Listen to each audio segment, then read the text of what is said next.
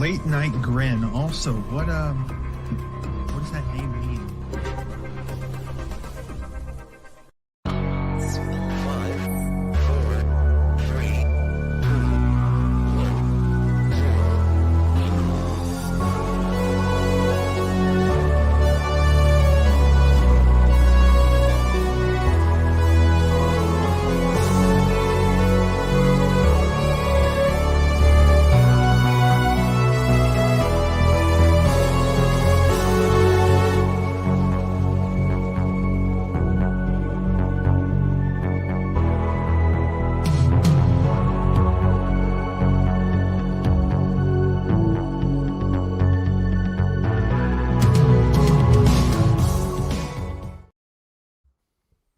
We're back, folks. We are live. Another Friday. Another Grin Day. And my goodness, we're on the heels of a title change. WWE title change on the road to WrestleMania. But we are here to discuss World Championship Wrestling. Along the way, I'm sure we'll talk some recent events, as which they are sizable, of course. But you're seeing here the Grin Grappler crew. The quartet that soon we'll be talking about Rick Martel at length. And tonight, we look at WCW. We're counting down LNG's unofficial Top 15 WCW matches. Expert panel as always. Bobby, how are you, man? I'm doing well. Fired up to be here. Fired up to talk about WCW. I had to get my hair cut, so the hat's just because I'm cold now. Yeah. So it's a little bit different than it's been the past few months, but I'm going to keep the hat on because it's cold down. But I'm fired up to be here. You sound fired up. You sound very fired up. The Oracle of Wrestling, are you fired up? Hold on. Now I'm curious because you said it's cold where you are, Bobby. Uh-oh. Here we go. I just thought it's not pull rank. Death Riders. Yeah, well, no, it was warm today. Okay, no, because I was going to say it was humid in like 85 in Knoxville today. So, and Alex is probably like, it's 90 in Texas or some shit. So, yeah, it was like 60 here, but I'm in the basement, so it's cold. Yeah, sure. You good, Oracle? I'm good. Yeah, I was falling asleep during SmackDown, and luckily, if Joe hadn't texted me, I would have missed my laundry that was down the hill in the complex. So I arose from that and discovered that the women's tag went like 20 minutes or whatever. I had to clue you in, double heat. And then I took a shower, and that woke me up a little bit. And You ready? You're fresh. I'm fresh. I think the shower saved me enough to where I'm going to be able to make it through the show without any issue, which is the more important thing. Beautiful stuff. Contrarian Alex, on the road this evening, brother. How are you? Apparently we are, yeah. And I thought you were referring to the road to WrestleMania, but I'm on the road as well. Yeah, I'm doing house/pet sitting up in DFW. So you might say heaven needed a contrarian on this evening. And I'm happy to be here. The Grinnerverse has not let us down on these shows before, so curious. I'm excited for what's to come. Discussion should be interesting. Hopefully things don't get too controversial. That would be a shame, wouldn't it? If when we post this list tomorrow, people are very, very angry. That would be unfortunate. We do have a super chat from my friend Fahad, which we appreciate very, very much, and we'll dive into this here now at the top of the program. Can you guys hear a little background noise? Is it the wind blowing where Contrarian Alex is at? Do we know what that is? I can't tell. But nonetheless, that's probably my fan in my bedroom that is literally on the other side. And I hate to tell you, I'm not turning it off. It's your fan? Yeah, it's literally. That's got to be it, right? Because there's nothing else. Well, it's hard to say. I'll check. It's not even in the same room. It's literally in a different room from me. I'm gonna check while we talk about SmackDown. Don't worry, I'm controlling sound levels here. All right. Nonetheless, I do want to just start with this because it is relevant. WWE title change. It seems they've made a clear choice now. It's going to be Cody Rhodes. It's going to be Randy Orton. Presumably, Jacob and Drew are going to have a stip of some sort. Bobby, just immediately gut feeling before we get to World Championship Wrestling. You in or you out on that? That being the destination. I mean, it's a feud that I've wanted to see since Randy came back. It feels like this is kind of a strange way to take to it, but I mean, I'm interested in it because again, I've been interested in seeing the feud and seeing how it goes. And I do kind of like Orton more than Drew, I think, at this point. So yeah, I'm interested enough. Oracle, where do you stand on this, mate? Where do you stand on the Mania direction for the SmackDown side of things? Well, two problems with at least with the Cody Orton situation is first of all, they should have done it in 2024. It's too late. Yeah. Second, they blew through it last summer in a number one contenders King of the Ring meaningless match. So now this one has it doesn't even really mean much. I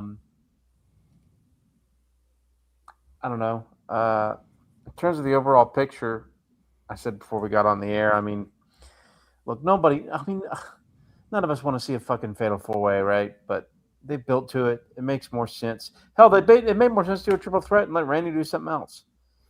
Yeah, it's a strange one. It feels there. The build is there, but it definitely feels like they've had to kind of do some late shifting here in March. Yeah. Well, I mean, total panic. Yeah. You watch the product; it's blatantly obvious. What about their fearless leader, Brian James, too? I'll tell you what, I've watched SmackDown every week this year. Granted, this week in particular, first week of March has been the most disengaged I've been all year in modern TV. But wow.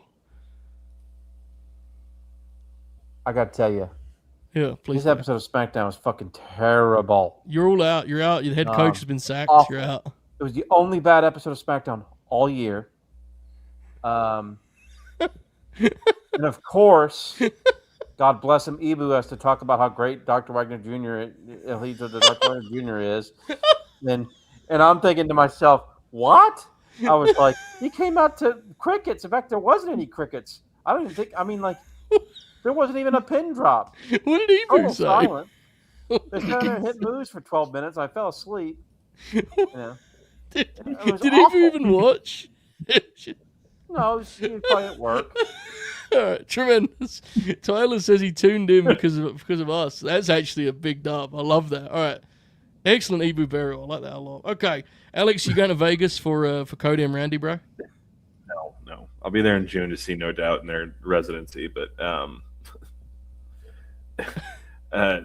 Randy Orton being the break glass in case of emergency in 2026 is fairly harrowing. I'm not going to lie. Look, they're obviously struggling. To me, it seemed fairly obvious that if they really wanted to try something, which of course Bruce Pritchard wouldn't allow this, but they should have just had Los Angeles Night win the Chamber, him and Drew main event night one. You should have had in some iteration Jacob cost Cody the match, and then him and Jacob do a last man standing double juice match on the undercard. I know Cody's a bit psychotic, but if it's true, they're he's just going to remain a babyface. They're doing him no favors with this constant. I agree. Opportunities and look, mechanically, will him and Randy be good? Yeah, but it's 2026, and I already saw the Fed folks saying, "Well, Randy Orton's only made event." Yeah, he's only made event 2 WrestleManias. It's that motherfucker. His first WrestleMania was 22 years ago. Grow the fuck up. It's baffling times, and that main event on night 2 is going to be just the most self-masturbatory thing we have ever seen. So, so you're not going to be clear. Event, oh, yeah, I'm sorry. No, I'll be there front row. I took out a double mortgage at my parents' house to go. Yeah. I'm a big fan of you immediately pivoting to the late night pitch. I like that a lot. That's strong. Very, very strong indeed. All right, tremendous stuff, folks. Thought it'd be only right we cover that here at the top. But as we go through this list, obviously our topic tonight is WCW. I'm going to monitor our sound situation here. Hopefully we're sounding a little better. I think we're doing okay. Bear with us. But before we dive into our list, of course, the top 15 is based on your ballots and some friends on Twitter who actually a lot of people chipped in on Twitter. It's pretty damn cool, the response on Twitter. I wanted to just quickly, Bobby, is it fair to say your WCW fandom will have increased in the last couple of years? Because I know you've been doing the project, going through the early 90s and such. So talk me through it a little bit. Just when I say WCW, what comes to mind for you? Just an instinctive thing. Yeah, again, just kind of watching everything starting. I started with Starrcade 1992, and then I'm making my way through 1995 now. And I've seen some of the other big stuff, obviously, Beach Blast was a thing that back in the day you would always tell me to watch. It's a good bit, True. and it's a good show, obviously. And the Thanks. big stuff we've covered on Grin Grappler. But yeah, definitely a more elevated fan in the past couple of years, having seen all the TVs and all the pay-per-views kind of in order, and seeing how things kind of come together has really helped. As indeed. I do want to stress the Oracle of Wrestling. Your fan in the other room is not the culprit. I believe Contreras just has a little feedback. We'll be on top of it, don't worry. You're innocent, Oracle. You're in the clear. Now, when I say you WCW, when you said that, I thought, wait a minute. That's why I was so aggressive. I was like, it's in the other room. Like, I can hear it. You were aggressive. Bob did text me about that. How on earth could you possibly hear it? I'm steering the ship here, Oracle. But nonetheless, when I say WCW, what comes to mind for you? The greatest. Just the greatest. Yeah, the Flair lisp on that one. The greatest. Yeah. I mean, that's just, it's the best major professional wrestling promotion of all time. It absolutely isn't, but it's my favorite. It's the aesthetic that I want wrestling to look like, to be like. At its absolute best, it is the best still, in my opinion. Whereas whether it be 89, some periods in 89, 92, 94, 96, 97, it's the best. The problem is the rest of the time was, right. WCW, everybody, as the phrase goes. Yeah, I mean, it's the best summation I can give is it's my absolute favorite major wrestling promotion ever. Strong. The one I always go back to. Be up PWG for you, just barely. Yeah. PWFP maybe, but not not the other one in Reseda. I'm talking. I thought you were talking about my buddy Fujiwara's. Yeah, your boy Fujiwara, yeah. All right, cool. I just wanted to get rankings. Fair enough. Works for me. Contrarian and Alex, when I say the letters WCW to you, what comes to mind immediately? Where the big boys play, baby. Yes, sir. When Oracle was talking, my drive up to DFW today, I was listening to the latest Laps Fan, or I was catching up on it. And have y'all ever heard when Meltzer interviewed Ole Anderson and Ole was saying Hogan never drew after Most Vince? certainly, yes. Yeah. And I'm sorry, it's just kind of relevant because Meltzer's like, no, in 97 and 98, WCW made a lot of money. And you just hear Ole in the background go, and then he just pauses and he's like, I have no idea what you're talking about. But WCW, for me as a fan, the resident old head on the board, WCW represented, what I was flipping channels back and forth with every Monday night. But also as a kid, I think of the Galoob figures and Sting being the non-WWF wrestler, and then being very threatened as a kid who stood steadfast with the World Wrestling Federation when the New World Order started up, and I had to basically concede that, oh shit, this is the better wrestling promotion.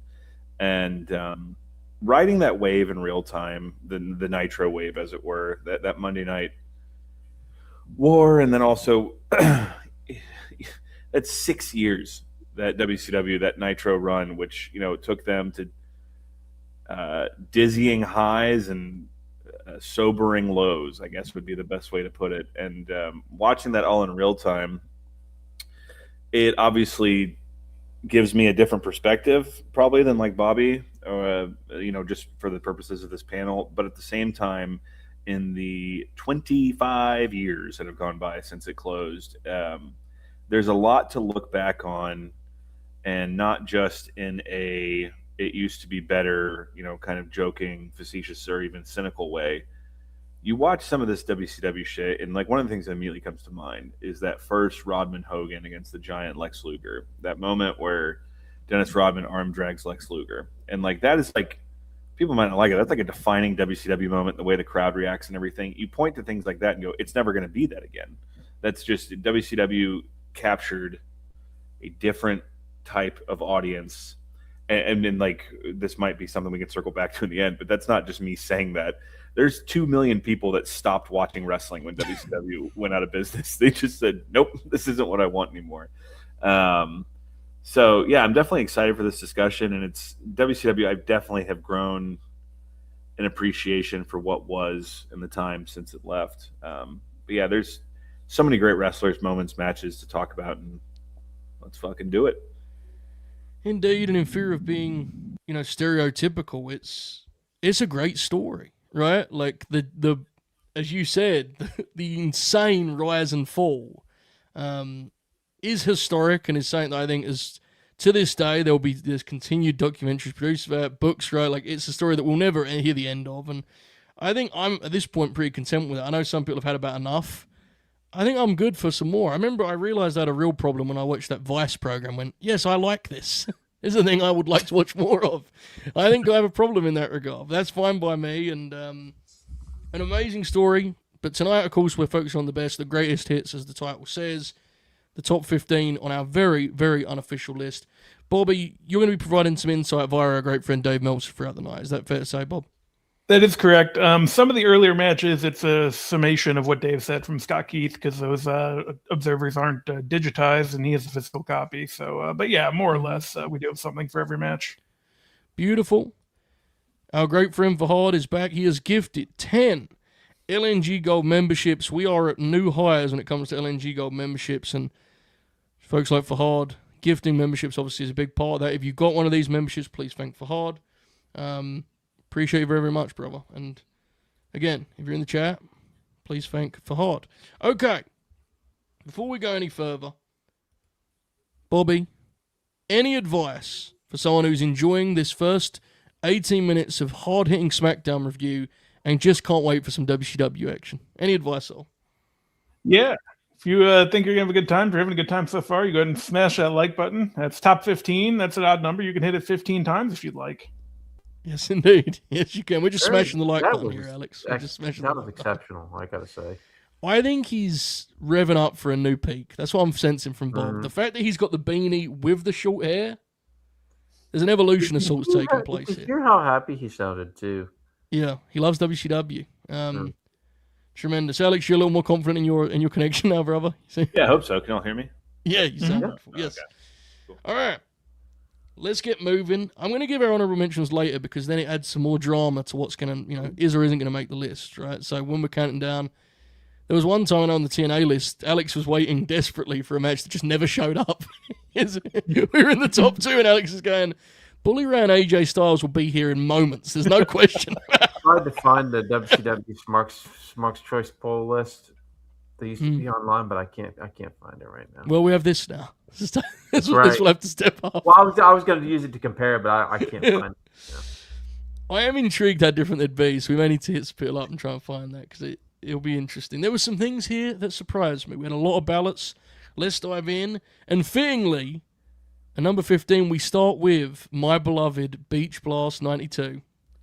June 20th, 1992. Falls Count Anywhere, Cactus Jack, and Sting. One of the signature matches of Cactus' WCW run, no doubt. This and the Vader match kind of probably splitting that honor in terms of pay-per-view bouts. This is a match in which consistently the response oracle is, blimey, what is wrong with Cactus? And Sting gets in on the act some too. What do you think of this here at 15? I mean, this seems like it would be in many people's top 15 WCW matches, so it seems fitting and right where it should be. This was like the first. I mean, the whole Cactus Sting feud was like the first major. They sort of started at 91 because remember he comes out of the deal or whatever. What was it like at the Clash or the box the crate? Or whatever? It was at the Elimination Chamber. Yeah. Alex and I just fucking seized on that immediately. But yeah. So they have the Submit Surrender in like 91, and then Cactus goes and kind of gets built back up for first half of 92, and gets back in there with Sting and has the very famous Beach Blast match. It's great. Basically the peak. In a lot of ways, it's probably the peak of 92 WCW because it's right after Kip Allen probably leaves, I think, and right when Watts comes in. Yeah. So like it's right before Watts like turns it into total Watts. Goes full Wattsian. Yeah. Yeah. This is absolutely no surprise that it would land in the top 15. It's fitting to get some Sting on there right out the gate. Contrarian Alex, what do you make of this? A fitting way to start us here? Yeah. I'm trying to remember what physical media this was on. This was on one of the Foley sets. I remember that after they owned the WCW and ECW libraries, this is one of the matches he picked to be on one of his DVD sets. But like, obviously Sting is revered at this point in time as like a legend. But to be fair, part of Sting's legacy was that he didn't really have good chemistry with everybody. And, right. If you find some of his matches, especially throughout the early 90s, they can be kind of peaks and valley-ish. And in 92, it's kind of before everyone understood that Mick Foley is one of the premier workers of the 90s and can have a good match with anybody. And so this match, like, reading like the contemporary reviews of it and whatnot, it was kind of almost blow away. Like, people didn't expect it to be quite what it was and as good as it was. But yeah, it's a standard Foley performance of he falls on the concrete a few times and you go, Mick, why are you doing that? And Sting's at his best too. You think of like Vader and the whole like being almost like freaked out by how tough the other guy is and like trying to figure out going to a place he's never gone to before. And the aesthetic, the Beach Blast aesthetic. This is perfect. Wonderful place to start. Yes, indeed, Bobby. I'm intrigued as to where our friend Dave stood on this all the way back in summer 92. Bobby, what did he say? Called it one of the gutsiest and most insane performances he's ever seen from Foley. Talked a lot about the concrete spots. Cactus Jack has a lot of guts, but you simply can't do matches like this very often. Enjoy a lengthy career. Wrong. 4.5 stars. I mean, wrong was harsh, I feel, I have to say. I mean, he starts retiring at like 35, doesn't he? Well, another 8 years. I mean, is that what you call it, going? Fair. Yeah, he goes in the ring. What was the last match? I just saw a clip from Breakdown 98 where he does the flying elbow on top of the 8 cage. years, 8 years. People don't even talk about that spot. You're right.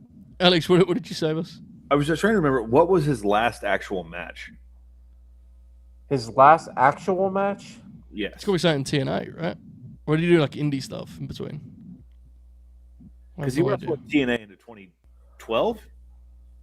11, I think. 10, right? Wasn't it the Flair match?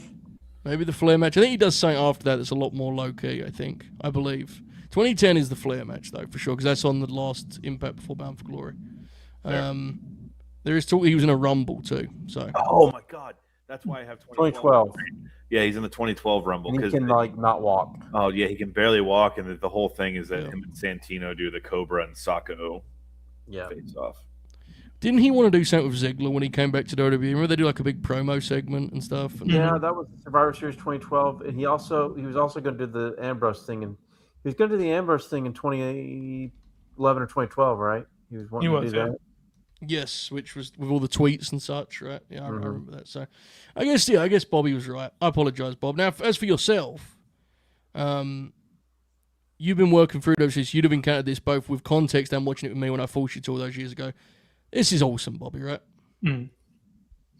It is, yeah. That's the thing. Like Dave says, you can't do all these matches, and you can't. But like, I love all of them. I love this one. I love the Orndorff one. I love the Nasty Boys ones later down the line. Like, he's so good at doing it. And yeah, he probably shouldn't have, but like, it makes it so good. And this one does probably stand out the most of those mentioned, just because Sting does a hell of a job in it too. Great match. Great starting point. Yes, indeed. A fitting way to kick us off, and it's time to get a little spooky in our next one. We're headed to Halloween Havoc, everyone's favorite pay-per-view brand. Joe, may I interlude real quickly and point out that was me that you saw at Death Valley Days. I was there. Wow, probably was me. An Oracle sighting. Tremendous. Rare these days. I don't go out. Was you doing the Joe Holbert just sitting with your arms folded, or was you watching the Graps intently? I was trying to get, there was only 50 people in there, so you were getting involved. Work, I like it. I like it a lot. Okay. Yeah, good time from what I hear, right? It's a good show. Oh yeah, yeah, Yeah. yeah. Heard good Good things show. about the show. I love that this reminded the show. That's pretty awesome. Good promotional element from you there, Oracle. I'll give you a raise for that one. Tremendous. So, Halloween Havoc.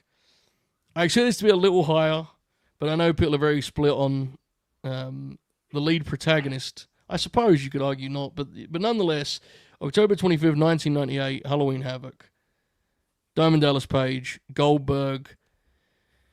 If not the Raven match, this will be the signature Goldberg match in WCW. And in terms of what people look for in a great match, more conventionally, this is obviously closer to that, right? Because you have the false finishes, you have the atmosphere, that big fight feel, Vegas crowd, the incredible Diamond Cutter late.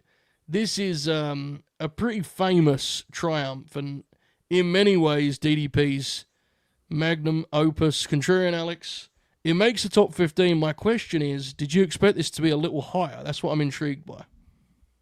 Maybe, just based on, I believe, some of the listeners in the voting public would be a little bit younger. And that means nothing negative. It's just like this match has definitely garnered a lot more attention in recent years. But again, speaking contemporarily, like this was like the Goldberg match. This was the one, like the good match he had. I remember watching it. I don't remember where the fuck we were, but watching it in a hotel room with my family because WCW, ladies and gentlemen, the pay-per-view got cut off and they had to show it on Nitro the next night. So I got to watch it. I was like, oh my God. But this is a match, DDP had that Randy Savage thing of if you just like sculpt out matches bit by bit, which again, that's kind of now common fare. And people argue that, well, Randy Savage did it.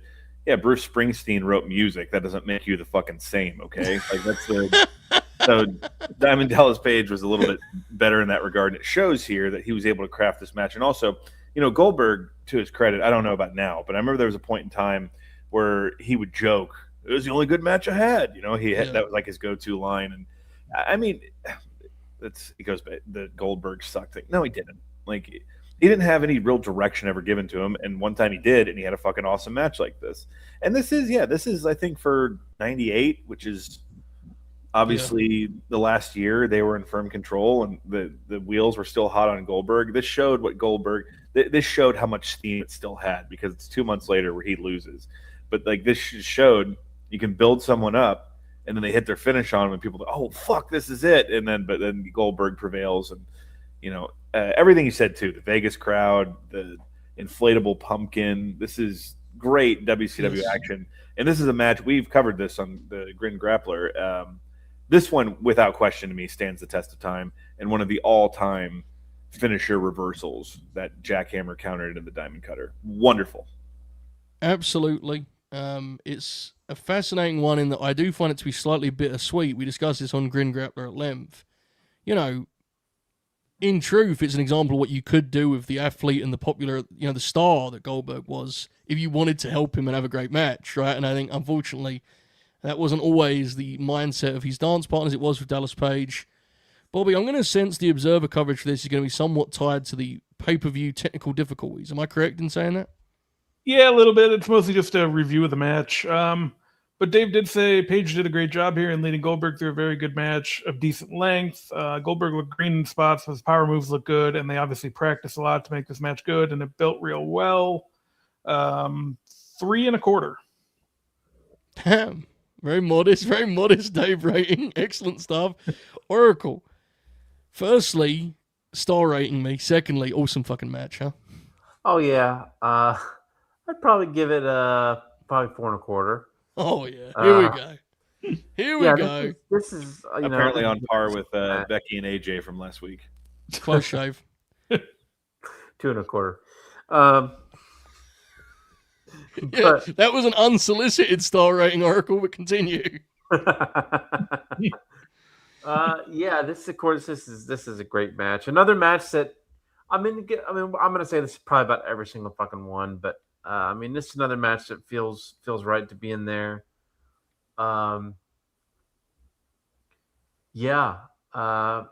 Certainly the definitive Goldberg match, other than the Raven one, that is like this is his match that kind of you can put, on his Hall of Fame plaque or whatever. This is the one. Amazing build too. They built up to it with DDP getting the number one contender shot, and they had this big build for it, and yeah, I mean one of the last times, I think this was the night. Of course, the pay-per-view going out was a typical WCW farce, but if I'm not mistaken, it was the final Nitro where they beat Raw the next night because they had the match, yeah. Because they had the match that that they aired. So, another of many WCW matches that kind of gives me that I don't know. It's like a defining match of the company that I don't know. They just did things differently. Couple quick notes. We watched Halloween Havoc 98 recently, and it is one of the most bizarre things ever they went over, because that show has no reason to be that long. No. So little needs to be on that show. It's utterly bizarre, right, Alex? Dude, yeah. The Brett Sting match is like a novelty in 2020, whatever now. It's like, oh, this happened. But man, that Warrior Hogan is... Yeah. And there's so much filler for no reason. So much. Guys just walking out in matches. Yeah. And segments. There's promos and stuff. Completely bizarre. I had a quick question. Yeah, go for it. Bobby, the big Halloween Havoc logo on the canvas in this looks really cool. Do you think it would benefit from sponsors being there instead and surrounding it? Yeah, make it real slippery. Make it real slippery. Thank you, Bob. And one last note on this before we move to number 13 here. This is a genre of WCW match. The babyface Clash of the Titans thing was saying Oracle they specialized in. And we get an early example of that here at 14, right? That babyface all-star clash. WCW were great at that, and I think they'll be coming up later. That's something you and I have talked about. That's like a WCW staple, isn't it? Oh, yeah. The sports style build, really. They really kind of, something that the Fed never really did, except for Brock Rock. They never really. What are examples where they actually did? Like Cena and Lashley is a good one, right? Mm-hmm. Yeah, Cena Lashley. I guess Angle, Lesnar, Iron Man, but even that has by that point it's like Lesnar turns heel and it's not, you know what I mean? It's not really. There's always some forced. Yeah. Interesting. There was a lot of Gaga obviously attached, but the first Rock Cena match at 28 was definitely billed it had the HBO 24/7 build to it. Definitely, yeah. But that was more HBO 24/7 is actually a good comp, because that was more like this is a fight style rivalry, right? Whereas WCW could do these kind of exhibition is the wrong word for it, but that kind of straight ahead babyface match. It's an interesting thing to look back on. God, I'd forgotten all about that. They built it that exact way. Yeah. Taker and Batista is actually a pretty good one. Yeah. No, That's a good one. First, because they were very much just these are two bulldozers, who are fucking do crazy shit. And that's honestly, that might be the best long term, besides Austin Rock when they were two faces. Right. That's probably the best long term Yeah, because they have multiple hit matches, don't they? Yeah, that was a great feud. Mayweather Big Show. Mayweather Big Show. Yeah. Slightly different, but yep, not wrong. Not wrong at all. Unless the Grinners lead me astray, I don't think it's going to come back up. So I want to circle back. Ant had a question about Goldberg's third seed being Fall Brawl 2000, which is probably true, but we do need to give a shout out. Goldberg and Sid from Halloween Havoc 99 is fucking awesome. Yes. Yeah, I think the Steiner match is the correct free seed, but that is a hoot nonetheless. I definitely Sid is agree. Amazing in that match. God, yeah, absolutely. That's maybe the best Sid performance, to be honest, individually. And then move on. All right, folks. Very different vibes for our next one. In at 13, we head to Bash at the Beach 96, July 7th, 96 to be exact. Ray Jr. taking on Psychosis in a match that I think, immediately here, if you look at our first three matches, you get three different elements the WCW style, right, or presentation through the years. And we talked about the chaos of a Cactus Jack match in the early 90s. We talked about the all-star babyface Clash of the Titans. Now we take a look at something that's WCW bringing a style to the wider US audience. Of course, it had been brought to the States elsewhere in Philly. But Oracle. Mm-hmm. This was a match that shook up the world at the time, right? And, Summer 96 and all that comes with this crew kind of transforming the undercards. What do you make of this one? Yeah, this was because they had Ray and Malenko at Great American Bash, but Mm-hmm. Ian was a lot more grounded of a wrestler, and they did learn work and stuff, which is nothing. I mean, you would see that in any WCW mid card title match.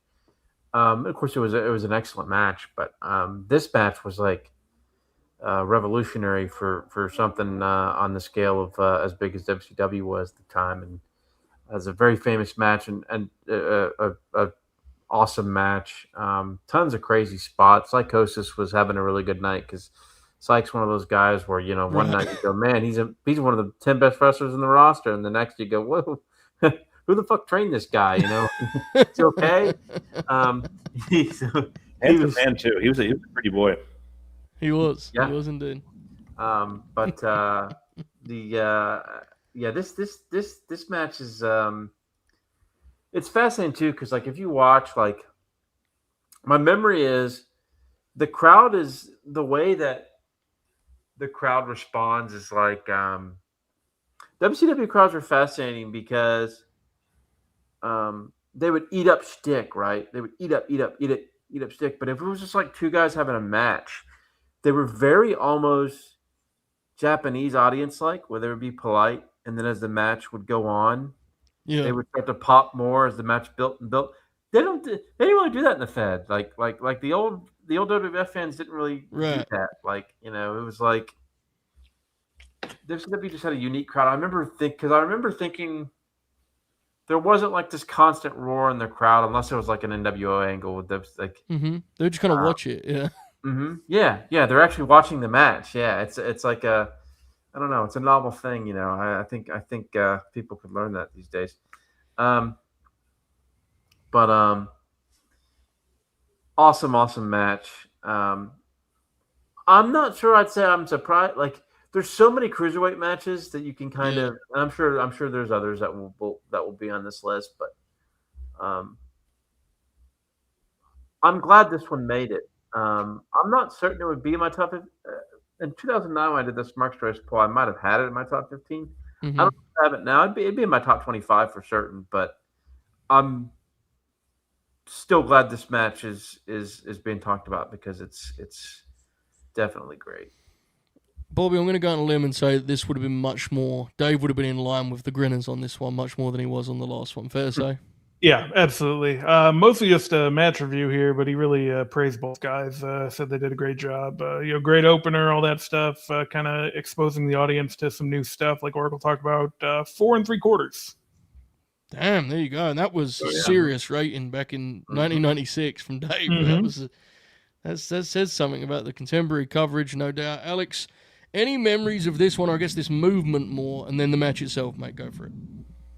Yeah, I mean, the cruiserweight influx, I think I've talked about on here that Lionheart Chris Jericho was one of my guys. He was my non-WWE guy when I was a kid in the mid-90s. I mean, as far as the match goes, I kind of they have some of their stuff in ECW. I kind of prefer to this match personally, but it's probably more of an aesthetic thing. The ECW arena, the look of it and whatnot. But yeah, man, I mean, you can say what you want. Yeah, he lifted it from what Heyman was doing, but this was before the internet and people get really loud about that shit, and he put it on a bigger scale and just let them do the same shit, and it fucking worked. Again, much like I said about the first match, you couple that with the Bash at the Beach aesthetic where they're walking out on a boardwalk with sand surrounding it. It's this is professional wrestling, baby. Let's fucking go. The pay-per-view branding of WCW is so awesome, dude. Unparalleled. The Bash at the Beach shit where it was one of the beach one of them, the first one, fucking Missy Hyatt was a lifeguard or some shit. And the fall brawl where there's people in fatigues and shit. you gotta have fun with this stuff, man. But the Bash at the Beach to me is like one of the all-time missed. WWE has a real nostalgic these days. Just do that, man. Put some sand down on your LED screen. Put a fucking surfboard in it. I agree. It's a side note, but I'm baffled by bringing back WrestlePalooza as like a real main roster pay-per-view and not bringing back some of these brands is completely insane to me. I don't get it. The WrestlePalooza thing is just, I'll never forget bizarre. that TKO exec going, and then they invented WrestlePalooza. I thought, what? I was like, So strange. SuperBrawl. How awesome is that name, dude? I like almost all of their pape names, dude. All of them are great. Obviously Halloween Havoc goes without saying. World War III I could do without, but that's about it. I don't love Uncensored is kind of air to me. Uncensored is sold out. But I always thought Spring Stampede's great. Yeah, it's a beauty. I'm with you. We can cut sold out Uncensored World War III. The rest of it we're rocking, bro. Let's get WrestleWar back in the fold. Let's do it. Oracle, you save some money up on this. We're going to contact TK tomorrow. All right, beautiful. So 13, folks. I think one of those ones that, from what I saw when I was looking through the ballots, was either a 1 or 2 seed for people or wasn't on their list. Because I think it's so different in style to some of the stuff we're going to talk about. It is representing a lot of the cruiserweight stuff. There's, spoiler alert, another cruiserweight match is coming up, but there's only one more cruiserweight division match ahead of us on this whole list, which is kind of crazy. So there's 3 of them, is what you're saying. There's one more on the whole list, is what I'm saying. There's 2 on the whole list. So.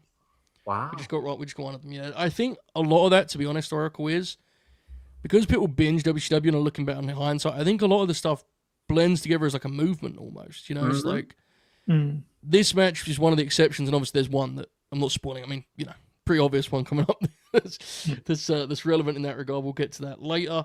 But first, speaking of a series or a movement, whatever you want to call it, that for some may bleed together, may blur together. We're about to dive into something very, very acclaimed, and we're doing it here at number 12 because we are headed to May 7th, 1989. WrestleWar, Music City Showdown. Ric Flair, Ricky Steamboat, 3 of the televised trilogy. The blow-off match comes in here at 12. Now, obviously, people only could give their top 5, right? And so inevitably, the trilogy is difficult and it's going to suffer some in that format. But I get the sense this will be somewhat controversial. Bobby, if Dave was here, I think he'd be pretty upset right now. What did he say at the time? And then what do you make of this yourself here? In at 12, Flair, Steamboat, 3, Bob. Yeah, this is one that this is a summary from Scott Keith, but we'll just read the whole thing. Ric Flair won a 6 world title from Ricky Steamboat, another greatest match of all time contender, and then Terry Funk asked Flair for a title shot, and he refused him, triggering one of the all-time great sneak attacks and beatdowns from Funk, including a pile driver through the table to put Flair out for a week. Dave calls it one of the best matches he's ever seen live, and 5 stars doesn't do the whole thing justice. 5 stars. Yeah, I mean, he got it right. 5 stars. It's a hell of a match. All 3 of them. They're all series. Just great stuff. I think, Oracle, I am aligned with the Grinners on this being my 3rd favorite of the 3, personally. Just me, and everyone is different on that, right? Gut feeling, where do you stand on it? I think it's the 3rd best match bell to bell. I said this before on here. Look, Terry Funk attacking Ric Flair is the greatest angle in the history of modern professional wrestling. Agreed. So you're never going to convince me otherwise. It's the best angle ever. So it's hard for me to look past that. I mean, that's literally all I think about when I think about this match is the angle. Yeah. Which is, I don't know if it's a detriment to the match or not, because the match is certainly, outstanding. Mm-hmm. I didn't mean to challenge you, Rick. But he's rubbing shoulders with Stallone. But he's not in the top 10, Oracle.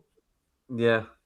It doesn't bother me because WCW is, in fact, I really like that it's not in the top 10 because I think it's really, I'm going to, dare I say, sound contrarian like our friend here. Oh. I really want to see a list that is has something a little bit surprising. Maybe we don't, and I'm not certain we'll have that. Right. But it's more But interesting than this just being the top it's 5 more of just 3 inter- of those yeah. matches. Yeah. It should be in the top 15, and it is. And Yeah. I think that's more meaningful than why isn't this in the top 8? Does that make sense? Yeah, I agree. I'm certainly fine with this. I'm not upset with it at all. I think it's a perfectly fine placement, actually. I do too. It's an incredible match. I do think it lacks the distinct image in people's minds that the other 2 matches have. You know, the Clash match with the time they put in, the Chi-Town match, because look at the Chi-Town match. I think it is I think this is actually fine. I've no real issue with this. Contrarian Alex, where do you stand on the WrestleWar match here, coming in at 12, mate?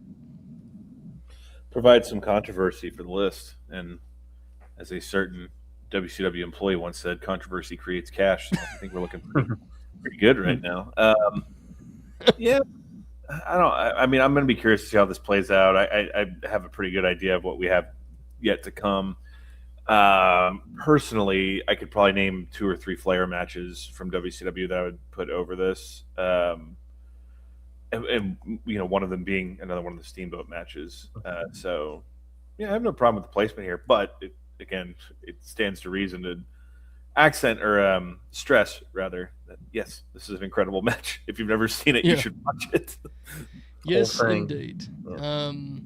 With that in mind, Trey and Alex talking about some other Flair matches. We are headed to another Ric Flair match here at 11. We're on the verge of the top 10. We are headed to Starrcade, December 27th, 1993, to be exact. Wow, I thought this would be higher. Yeah, I did too, because this is one, before we go any further, Big Van Vader, Ric Flair, this is one that has, I think, not to say it wasn't popular at the time, because it was, but I think this has grown in reputation because... This is... Go on, Oracle, go. I'm sorry, I just wanted to say, just real quick, that this is similar to the DDP Goldberg comparison that Alex made with the younger audience, which, again, is not an insult. This is just a match that we know our buddy Buster is absolutely adores. And I'm certainly needs to make top 15. Just I'm surprised. Yeah, I'm with you. Go ahead, Joe. I just wanted to. No, you're perfect. I think the reason it's grown so much is it's a one-night saga, right? This match was a late notice, change because things happened with Sid and Arn Anderson that we'll leave for another show. And they needed, they need to do some things with Ric Flair, and he's quickly, microwaved into this match with Big Van Vader, and they do a one night. The angle isn't one night, but what I mean is, if you've never seen a WCW show, you can watch this show, and it gives you the idea because of the presentation. Bobby, I know you're a huge proponent of that presentation. Before we even get to the Dave stuff, you and I have talked about this. It's a whole thing throughout the night, weaved in with Flair in the limo with Gene, saying goodbye to his family. He's going to face this monster. It's an incredible piece of business, right, Bobby? Yeah, because they kind of splice that in with Vader showing up and just being pissed and ready to go, and he's there, he's ready, he's waiting for Flair. It rules, man. They tie it into the show so nicely, and it's the story of the night as it should be. I'm hungry. Where's my food? Yeah, it's incredible. I would have had this in my top 5, maybe my top 3. This was another one that was either in someone's, 1 or 2, or was not on their list. I think it's one people have a lot of, connection to. Alex, would this be one of those Flair matches you were referencing that you'd have above WrestleWar?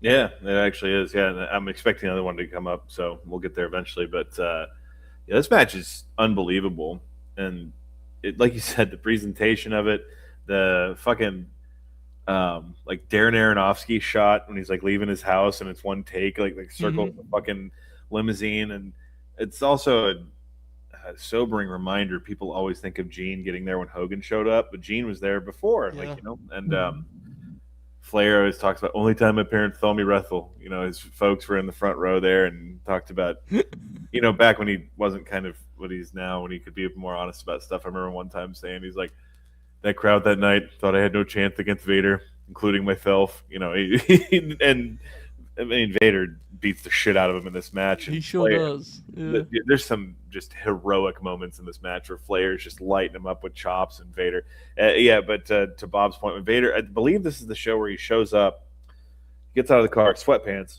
mask, the fucking towel, and then the Ribera Steakhouse jacket over it, and he's already got the fucking Vader MMA gloves on, and he gets that. That's how this man travels.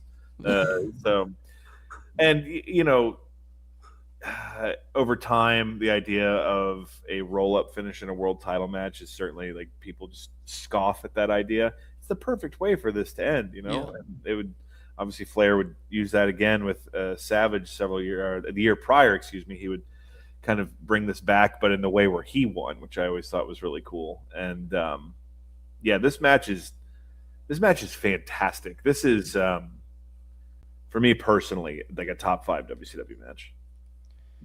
It's an interesting time for WCW too. It's a time of, honestly, they're on the verge of being transformed entirely, right? The following summer. And this little spell before Hogan comes in, weirdly, I feel like WCW becomes even less what it's about to become, if that makes any sense, right? Like, with Flair as the champion in the months after this, it almost feels like they trend more towards their prior sensibilities, which makes the Hogan arrival all the more jarring by comparison. And swallowed in that, and not to say it's anywhere near as good as this match, but people forget how good their Thunder Cage match is at SuperBrawl 2 months later. That's the match where Vader goes for the moonsault and Flair moves and Vader lands on his feet, and there's this like moment, like the crowd's like, what the fuck? Yeah. To your point, I think that and the Steamboat Spring Stampede match both kind of get lost in this like vortex of time because it's when Hogan comes in. But yeah, that's Flair, very focused. I got Vader. Yes, indeed. Oracle, where would this be for you? Is you happy with this being at WrestleWar? I think I am, actually. The more we talk about it, it's a pretty special one, right? Yeah, this would probably sneak in my top 10. I think maybe somewhere between. I don't know. Yeah, it'd probably be like 7, 8, 9 somewhere maybe. The thing that always sticks out with me is when Alex pointed out was like the heroic moments with like Vader's like murdering Flair and like the Rick's comebacks were so well timed and like again, heroic's like the perfect word because like when he starts making his comeback and like it's actually pretty incredible. It's one of the pretty moving, isn't it? Yes, it is. It's like it's not the last like because the last like moving Ric Flair moment in WCW is when he comes back in '98 on Nitro, which is like fucking amazing. And is like to this day still maybe the best television segment outside of like maybe like the peak Austin segments of like the of like the entire Monday Night Wars. Yeah. Fire. Yeah. Fire. Already fire. But oh my God! I almost forgot the fourth horseman, Ric Flair.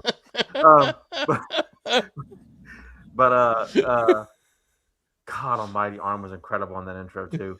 Yes, he was.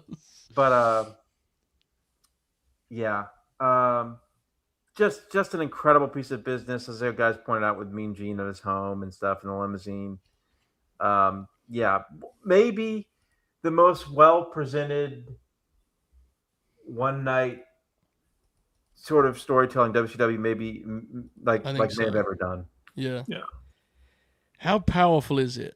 You have the backstage shots and Steamboat congratulating him. What about when Flair walks back out in front of the people as champion and raises his arms high on the stage? Does wrestling get any better than that, dude? Like, that's just complete magic.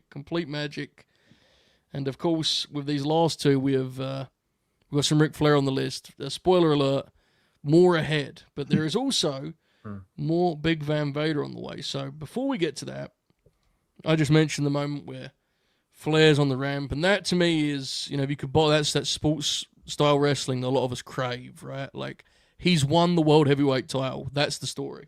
And that's a beautiful thing. Another match that really captures that sports vibe comes in at 10 for us. Kicks off our top 10. May 19th, 1991, SuperBrawl, the original SuperBrawl. Luger and Sting opposite the Steiner brothers. This is one that, again, goes back to that DDP Goldberg outline, right? 4 baby faces, tag team action, every bomb they can possibly muster, an incredible crowd, an incredible call from Jim Ross and Dusty. And the thing that also stands out in terms of presentation, they have that kind of like Olympic style video package. Alex, you and I have talked to all sorts about this match, and this is such an inspired presentation choice. The way they format this, the build up to this, right? It's pretty cool. Thoughts on this one, Alex? Oh yeah, fucking certified classic. Also in Green Grappler canon, I believe. I know we talked about it in some capacity before, but yeah, it's just great because it's both guys, or all four guys, excuse me, are I'll just say their emotions are heightened, and so there's a lot of really just like raw shows of strength and also athleticism. There's that part where Sting does a basically vertical leap over the top rope off 2 steps. It's not like a suicide dive. He just takes a couple steps and then jumps over the top rope. It features my favorite iteration of Scott Steiner, which is young, enabled, I'll just say, Scott Steiner, where he pulls off a power move and then he gets up and he just starts swearing at no one in particular. He hits a double underhook slam at one point, and then he gets up and he goes, "Fuck your body!" He's just yelling.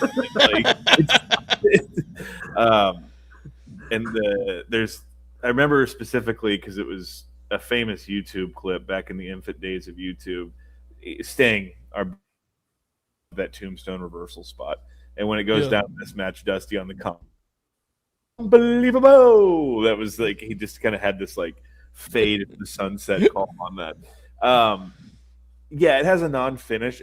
That should tell you how awesome this match is that it's regarded as a legitimate all-time classic, both in the moment and now, and it had a non-finish. That nowadays, people are saying, if the match has a non-finish, people just write it off. It doesn't matter what happens beforehand.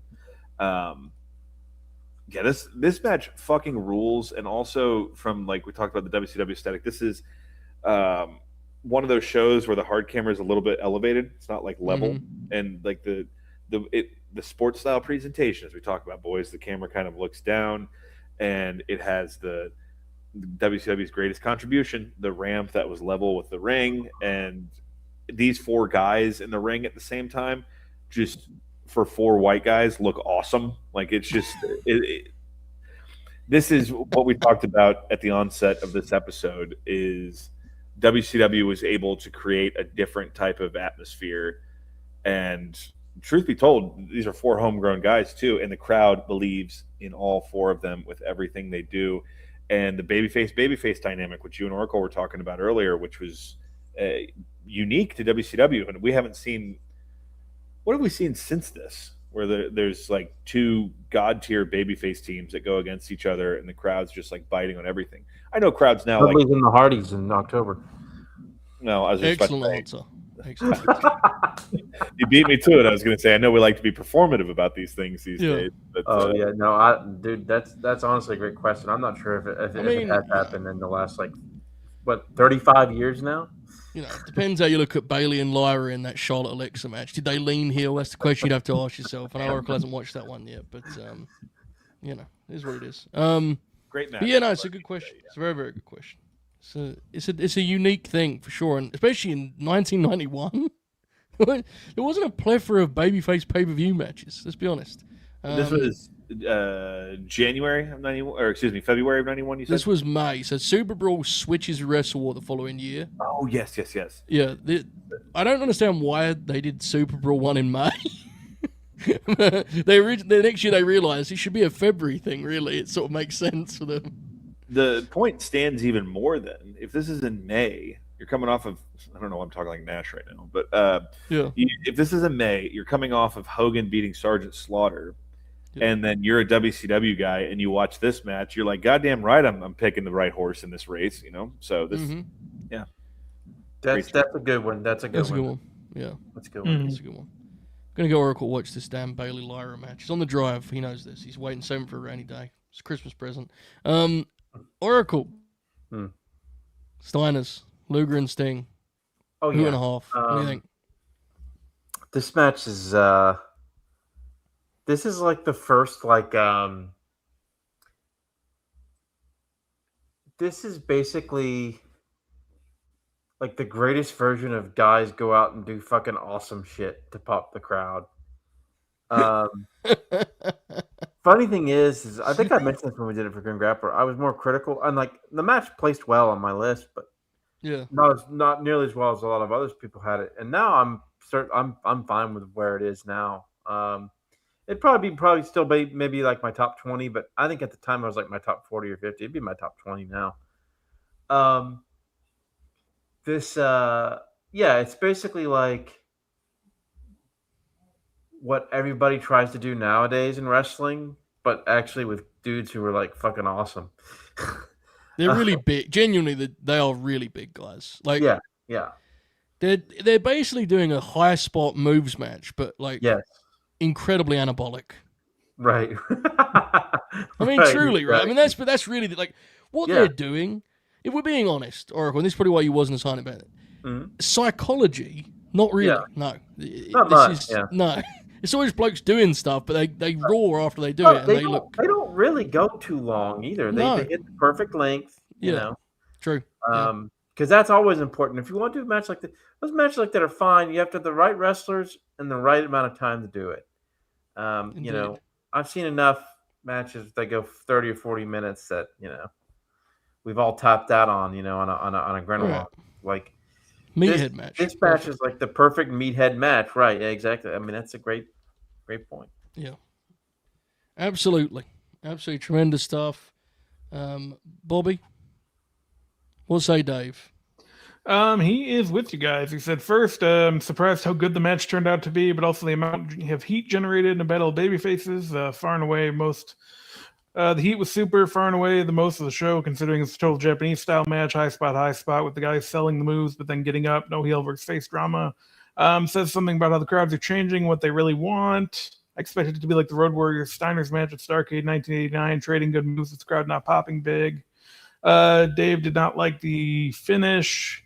Cheap non-finish took away what was one of the best matches of the year, 4.5. So it could have been 5 without the finish, I think.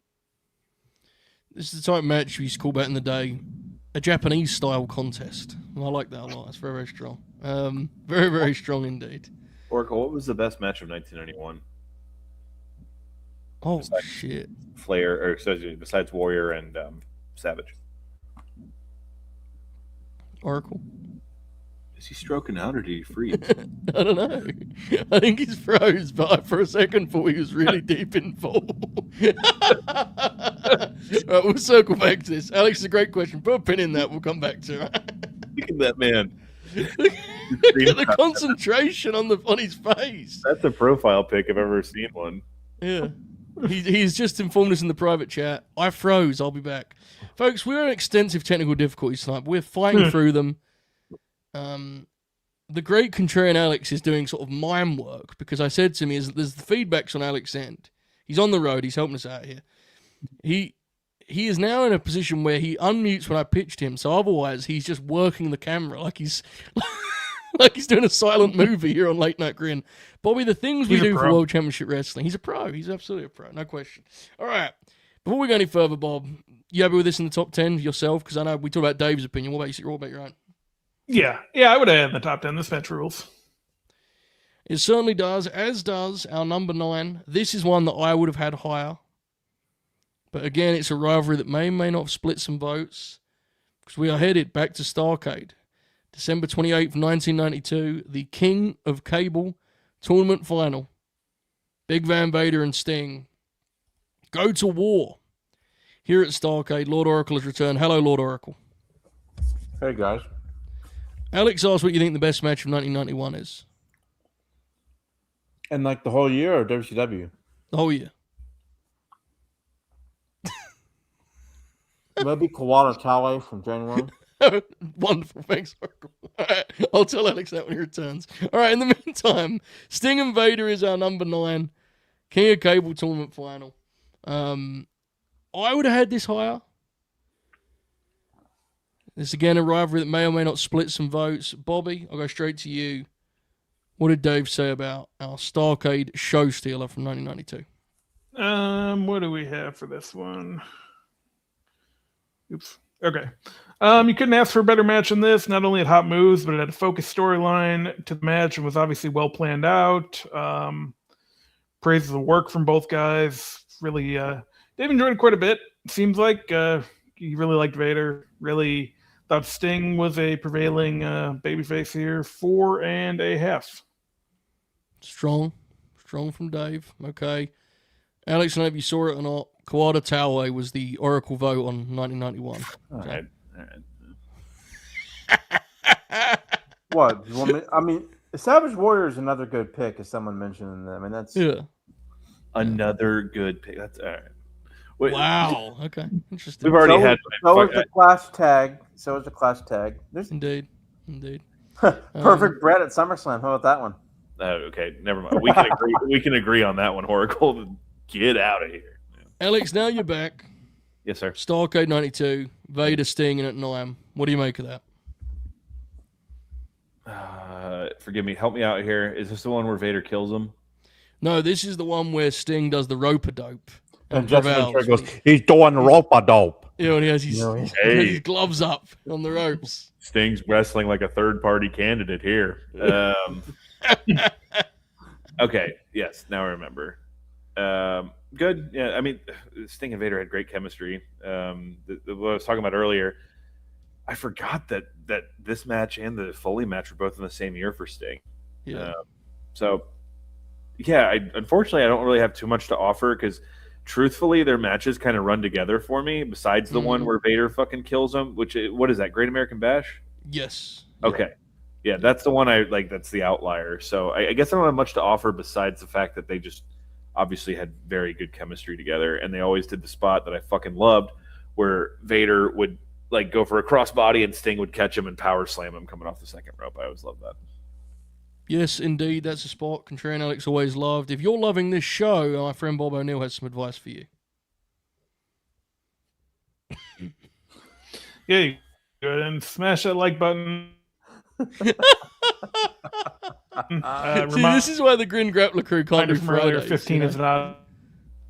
He's coming. He's there. He's trying. Bob Garcia. He's trying his best. Look at Bobby there. The beanie. Just.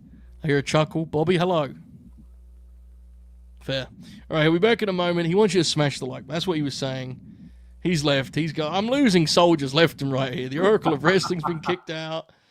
Contrarian Alex wanted to know the best match in 1991 and then got mad when Oracle answered it. It is a show about WCW, right? It feels fitting, yeah, with WCW, everybody, right? My goodness. All right. Got to know what's about to happen to me on this StreamYard, you know? Then what happens? All right. Oracle, King of Cable Tournament Final, Vader and Sting. This is my favorite of their matches. Mm-hmm. What do you make of this? How do you feel about where this comes in here? I certainly think it's a, certainly top 25 match. Very possibly even a top 15 as well. My personal favorite is the White Castle Strap of Fear. Mm-hmm. That's my favorite of the series. When you blade your arm, brother, that's a 4 3/4 floor right there. Jericho tested that logic, but I hear you nonetheless. What's that? The Jericho definitely tested that logic in AEW, but I hear you. True. Doesn't mean you're wrong. I forgot about that shit. Yeah. But yeah, this match is awesome. We did this for Grin Grappler, I think, as well. Yeah. Just an amazing match. All-time Jim Ross call. The second, the big drama down the stretch is amazing. Yeah, just a dare I say outstanding match. Dare you say? But basically the defining feud of the era in WCW. The perfect encapsulation of babyface heel for them during that period. Yeah, just a really, really awesome match. Yes, indeed. Do we think Bobby's back or not? What do you think? I think he's back. He's back. Bobby, you were telling them about smashing the like button. Do you have anything else on this match or the smashing of the like button? No, if you didn't hear it before, go ahead and smash that like button. 15's an odd number. You can smash it 15 times, etc. Etc. Thank you, Bob. Excellent work. All right. We're headed back to Beach Blast, boys. Number 8, one of my all-time favorites. Back to June 20th, 1992. Iron Man. Ravishing Rick Rude. Ricky, the Dragon Steamboat. This is one that I know Dave was not as high on, and is one that's grown in reputation over time. Very, very important match in my personal fandom. And I'm pretty happy with it here, because it does have some flaws, but man, do I love it. And dare I say, Oracle, maybe the single greatest performance of Rick Rude's entire career. I do not say that lightly. What do you make of this one? Yeah, so when we did the Smarks Choice poll, my brother Dylan, this was his number 1 match. Wow. Of all time for WCW. This one right here. This one made my top 5, I think. Not sure it'd be that. It'd be my top 10. I mean, this is definitely a top 10 WCW match of all time, and I don't think I put it in my top 5 list when I posted it on the Everything app. Yep, whatever you want to call it now. Yeah. But it's certainly in the discussion for still for me. Just the way they pace it, the way the time goes, it never feels 30 minutes, which is always a very positive sign that a match is going well if it goes long. Just an exceptional performance from Rude, like you said. It's probably the peak of his. It's probably right at that point is when he's apex. Yep, his apex, and of course he has the Chono match in the G1 later on in the summer. But by the end of '92, it's already oh no, it's already going downhill with the Chono match at Havoc and whatnot. But this is like you said, the apex of Rude as a performer and wrestler. But yeah, one of the most, because I don't know, I go back to it, kind of laughably, but that Smarks Choice poll was really kind of was eye-opening about this match, because people were not. I think it had a decent reputation by that point, but that's when it blew up and became probably the most unheralded WCW classic ever. Yeah. Because no one ever thinks about it. No one ever talks about it. More so now in our niche fandom, but not still. Even now, people are going to talk about probably a cruiserweight match that will come later, or Flair Steamboat, or Flair Funk, or even something like Goldberg DDP, or Vader Cactus Sting Vader. They don't talk about this match almost ever. It seems like to me. It's the most not talked about 4 3/4 match I think I've ever seen. It's fascinating in that way. It's the Steamboat mentality, the philosophy that he talks often about. Both men pick a body part and challenge the other to sell better than their opponent, right? They do that here to an insane degree, to the point that I think this is one of the few times in a match of this length Steamboat is outsold. Rude's selling in this match is astonishingly great. Incredible match, one of my favorites. It was the match that led me to reading the Pro Wrestling Only threads and really understanding how insane this stuff can get, which I'm appreciative for and leads us to this point now. Bobby, I do know, though, that Dave was not quite as keen as Oracle and I. That is correct. Said the outcome was pretty well guaranteed when they announced it'd be a non-title match, which never made clear on the television promotion for the match. Storyline is that storyline of the match is pretty good, and both these guys are top-notch workers. He gives a match review, and then he gives it 3.5. Fascinating stuff. Yep. I have seen some critique of how heavy on falls they go. And I do get that, because they do probably go. Yeah, I definitely get that. Yeah, 7 and 30 minutes is a little bit excessive, I guess, but especially there's that stretch in the middle. The first half, I think they go probably a little heavier than they needed to, and they could have shaved 1 fall each and been fine. But it's a beautiful match. Contrarian Alex, Clearly, we're in love with this match. Dave, less so. Which team are you on? A good one. And all of y'all's praise. I didn't hear anyone mention how awesome the fucking poster for this was. True. The cartoon of them facing off on the beach. It's fucking great. I forgot until I was looking over the card. 30 minutes, and then this was the night that fucking Steiners and Doc and Gordy went 30 minutes too. So probably should talk that one over, babe, before. But, yeah, this match is great. We did our Rick Rude Grin Grappler, where we talk about like the fucking god tier that Rick Rude is on at this point in time. There are, as Oracle already called out, there's the Chono match at Halloween Havoc, and then it's 93 Havoc where him and Flair have like one of the worst matches of all time. So it's not like he was infallible at this point, but he was in a period where like when he was putting it all together, motherfucker was firing on all cylinders. And yeah, Ricky Steamboat, my understanding, it was a pretty good wrestler. I think I've only seen this match like once or twice, but everything you guys have said is accurate. And it's one of those that I can almost, I've read enough of Dave's reviews and kind of understand how his mind works in perceiving professional wrestling that I can see this like almost borderline boring him. We always talk about the Regal Arn Anderson match that he gave like a quarter star or whatever. And so, yeah, kind of surprised it made it this high on the list. That's not like an indictment of the match. It's we got some people that know ball out there. Yes, indeed. I'm with you, though. I was a little surprised, too. It's a personal favourite, so I'm happy to see it in the top 10.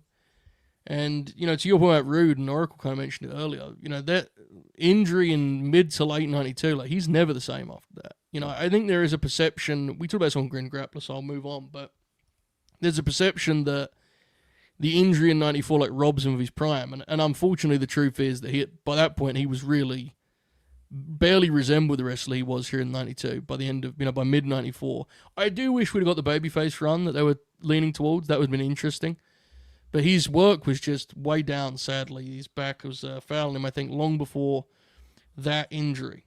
Nonetheless, Oracle, you got a triumph here coming up at 7, mate. You got a victory.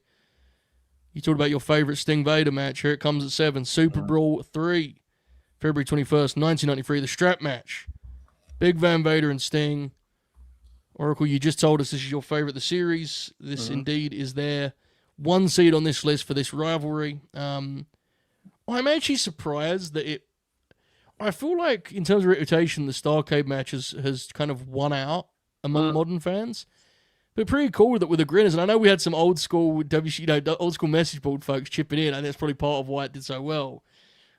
This match rocks, Oracle, right? Oh yeah, violence, brother. That's always, when they have the violence, it's always it always adds to it. And Vader's just exceptional in those types of matches where blood and things get out of hand and stuff. That's the number one reason I love it so much, just because it's an escalation of the feud beyond just what we saw from Great American Bash and the sort of like kind of babyface makes a big comeback in Starrcade. This is just like a violent war. Yeah. Of course, the other thing about this match is the build up and vignettes for it are just absolutely atrocious and classic World Championship Wrestling. And the outstanding WWE Vault channel posted some backstage footage of the making of this one. How weird was that, dude? Or was it on the WCW channel? I think when it's like lost stuff, they post it on the Vault, I think. But it's on one of them, yeah. Okay, and there's like footage of Oli. Oh my god, it's so fucking weird seeing those guys in that scene. But yeah, just check it out for classic WCW cheesiness. 93 was like maybe the most absurd year for like what the fuck is going on, like cheesiness. Yeah. Like ever. I agree. And it starts with a bang with this White Castle Strap of Fear build. Yeah. But the match itself is fucking awesome, man. Just total violent war. Just Vader blades his arm, like I said, and there's blood everywhere, and they beat the shit out of each other with a strap, and it rules. It does indeed, Alex. He was talking about 93 cheesiness. I always have to go to the opening of Halloween Havoc was that like short film where the kid goes to Tony Schiavone's house and he rips his face off and he's some kind of monster underneath. Yeah. See, that's the weirdest thing. If Hogan comes in that summer, he honestly would have fit like a glove. It was so goofy. Yeah. It's just by the time he comes in, Ric Flair is doing a fucking NWA title reign. It's bizarre. Alex, I know you said these matches kind of run together. Anything you want to note here on the strap match before I send it to Bobby? No, I agree with what Oracle said too. Anyone who blades their arm is a true G in my book.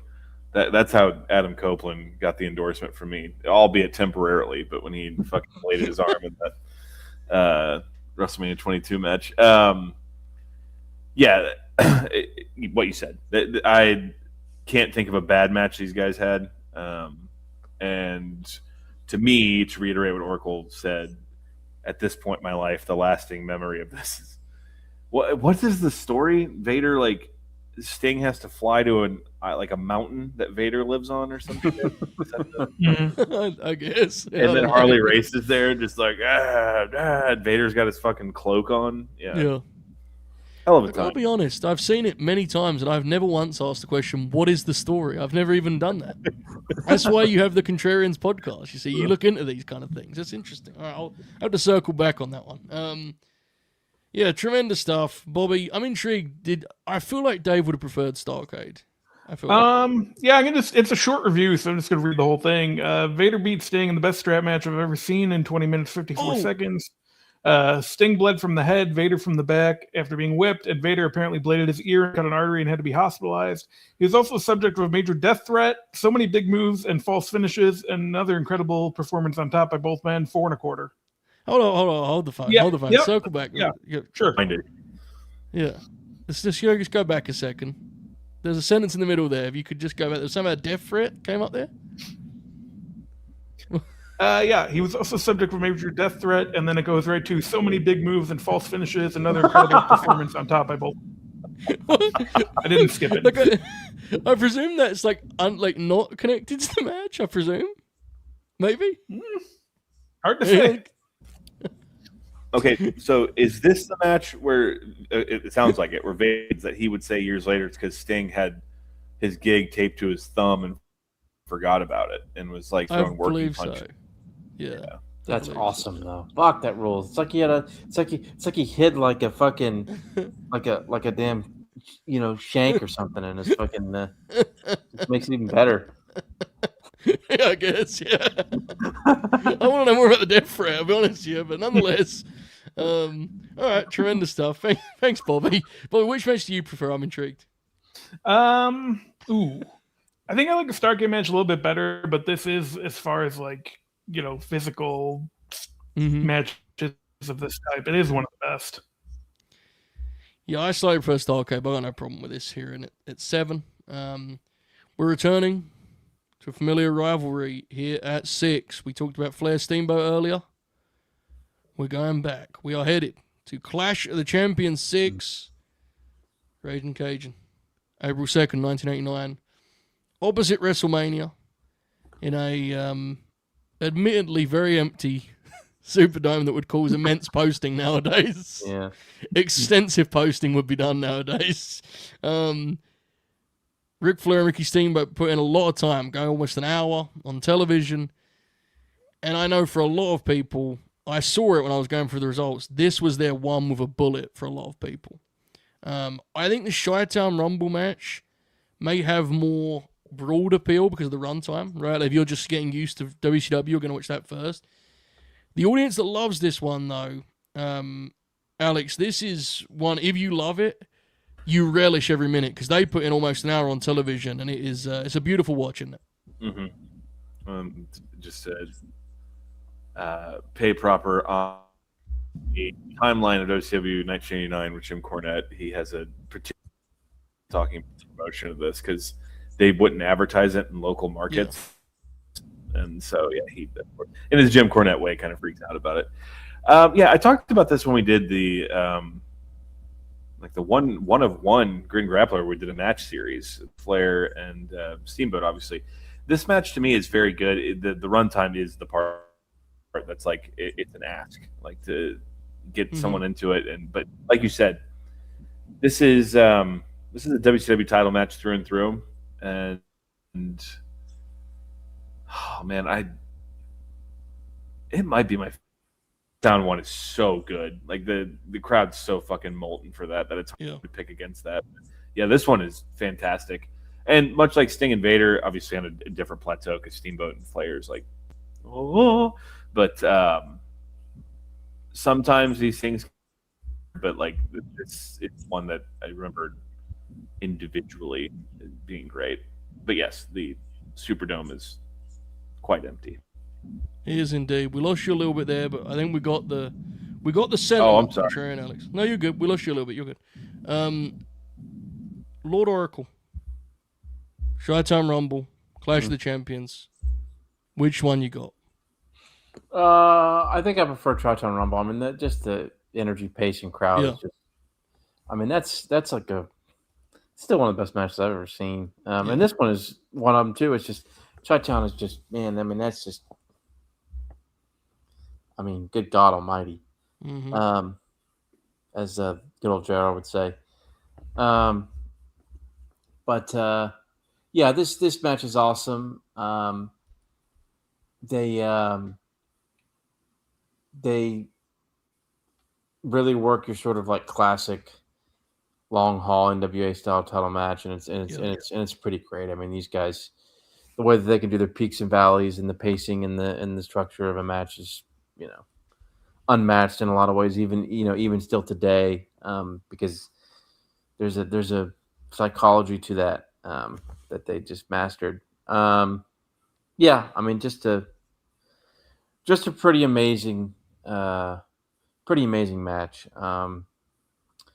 Probably in terms of mainstream hardcore wrestling appeal, probably the most beloved 45+ minute match. That's not a Royal Rumble. That's an actual match. I think the 2 out of 3 falls helps, to be honest. Yes, absolutely. It gives you some weapons to play with, so to speak. Bobby, I know this is another one that Dave loved. Before you get to that, where do you stand? Showdown Rumble or the near hour-long Clash match, and then feel free to go into Dave's thoughts, mate. Yeah, I think Showdown Rumble's a little bit better, but the praise I can give this one is it doesn't feel like an hour. I remember saying that when we were watching it, and that's really like highest praise I can give it. Dave, as summarized by Scott Keith here, Dave gave 5 stars. Thought it was pretty brilliant when they ended the match at 55-32 when everyone knew that it was going the full 60 for the draw, and he was equally impressed that Flair would drop a fall by submission. He thought that Chicago had more magic, but this was still awesome for different reasons. I actually agree with that assessment. It had more magic. I like that word for it. I think that's a good way to describe the excitement of Showdown Rumble. It had more magic. That works for me. Special match, no question. I think it's probably, it would have all reason to feel a little hard done by missing out on the top 5, but there is a lot of competition as we're about to get into here, boys. With that in mind, we're sticking with more Ric Flair at number 5 because we're staying in 1989, but we are headed to the Great American Bash. July 23rd, 1989 to be exact. Terry Funk, Ric Flair. Another famed rivalry. Immediately picking up where Steamboat left off with that WrestleWar angle we talked about earlier. He goes straight into the Terry Funk series. And they meet at the Great American Bash after the pile driver angle. And this is a different type of match entirely. Oracle, this is not the Flair match where he's bumping around for a babyface. This is a Flair match in which he is a vengeful babyface on the hunt, and man, is it terrific. Fitting in the top 5, you ask me. What do you think? Oh yeah, no question. I mean, this match, I always think of not so much the match itself, because the match is obviously incredible, but the final scene is just, I mean, absolute electric chaos, craziness. Jay Hart's commentary is just etched in stone, basically. Doug Gallagher's a civilian. But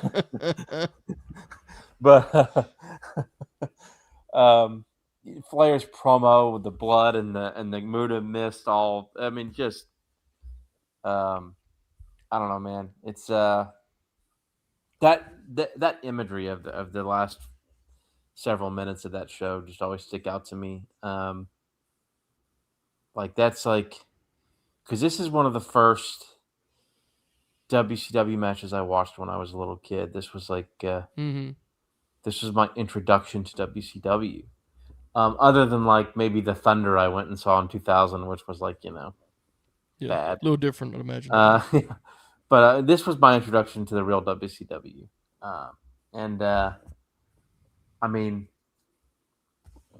one of the all-time great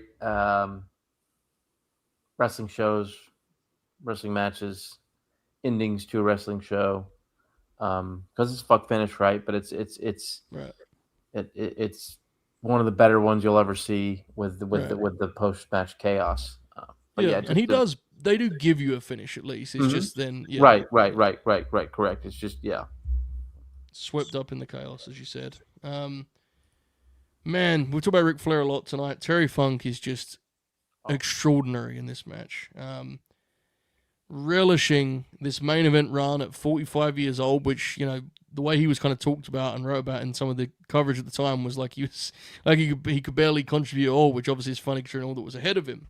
But Ric Flair as a heel, that was what he was comfortable with. But you see here as a babyface how electric he could be in that role. And the people with him. Alex, this is a show you and I have talked about a lot. I sense we'll talk about more on our Criterion series down the line. But Great American Bash 89, Funk and Flair, this is a worthy top 5 and then some, right? Absolutely. Can y'all hear me? Yes, sir. Okay. Yes, sir. No, I've been in and out a bit. But yeah, honestly, I part of me thought this could have made number 1. There's a lot of things about this match that are incredible. You called out immediately.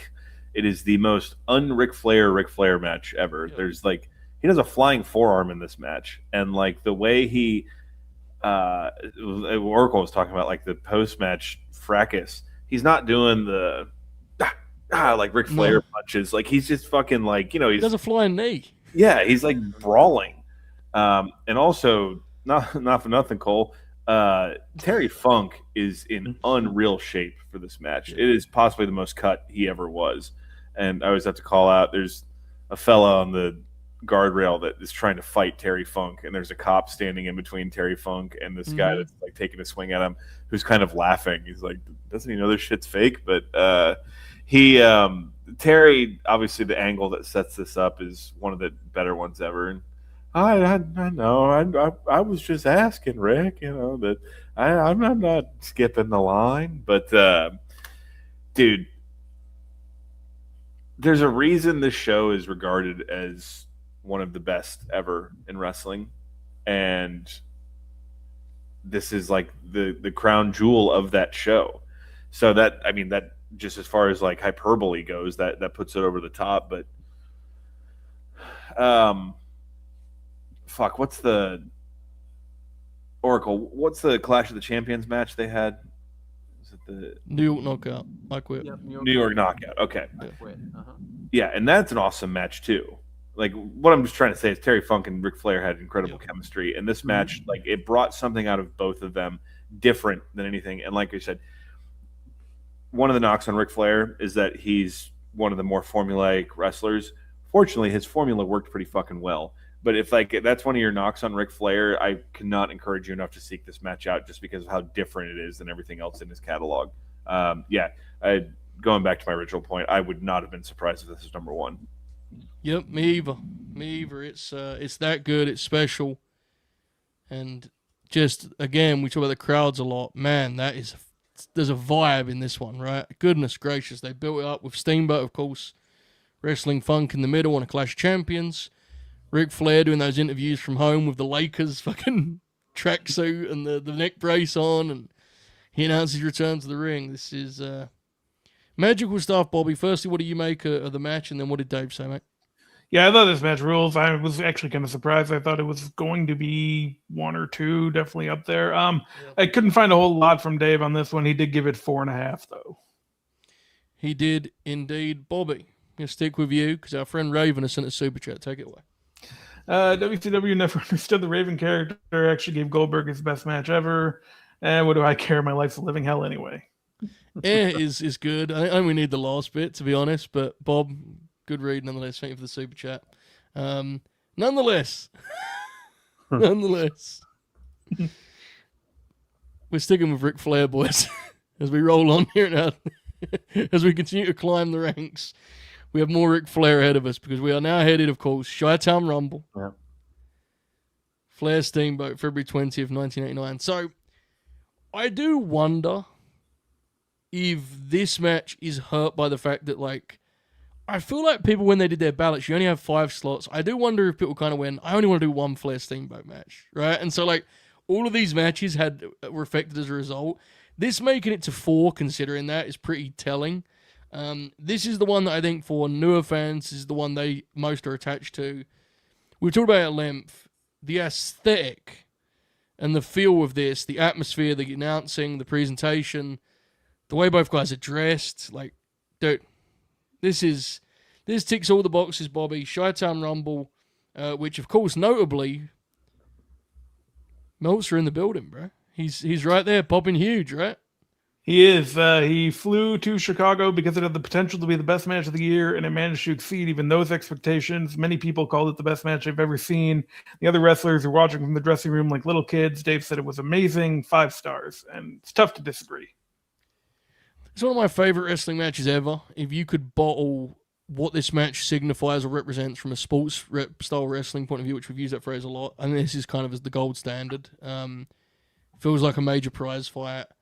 Both guys take it seriously and take their time, but also push a pretty good pace in bursts, right? The match is what, 20 and change probably? It's nothing crazy, is it, in terms of runtime compared to some of their other stuff. I think it would have been a very worthy number 1. I'm a little surprised, ever so slightly surprised, Alex, that it's as low as 4, which tells you how good I think it is. But again, I think MPJ UK going spin ahead. There's, moving pieces here with the trilogy. Mm-hmm. Chi-Town Rumble, incredible match, right, obviously. Oh, yeah.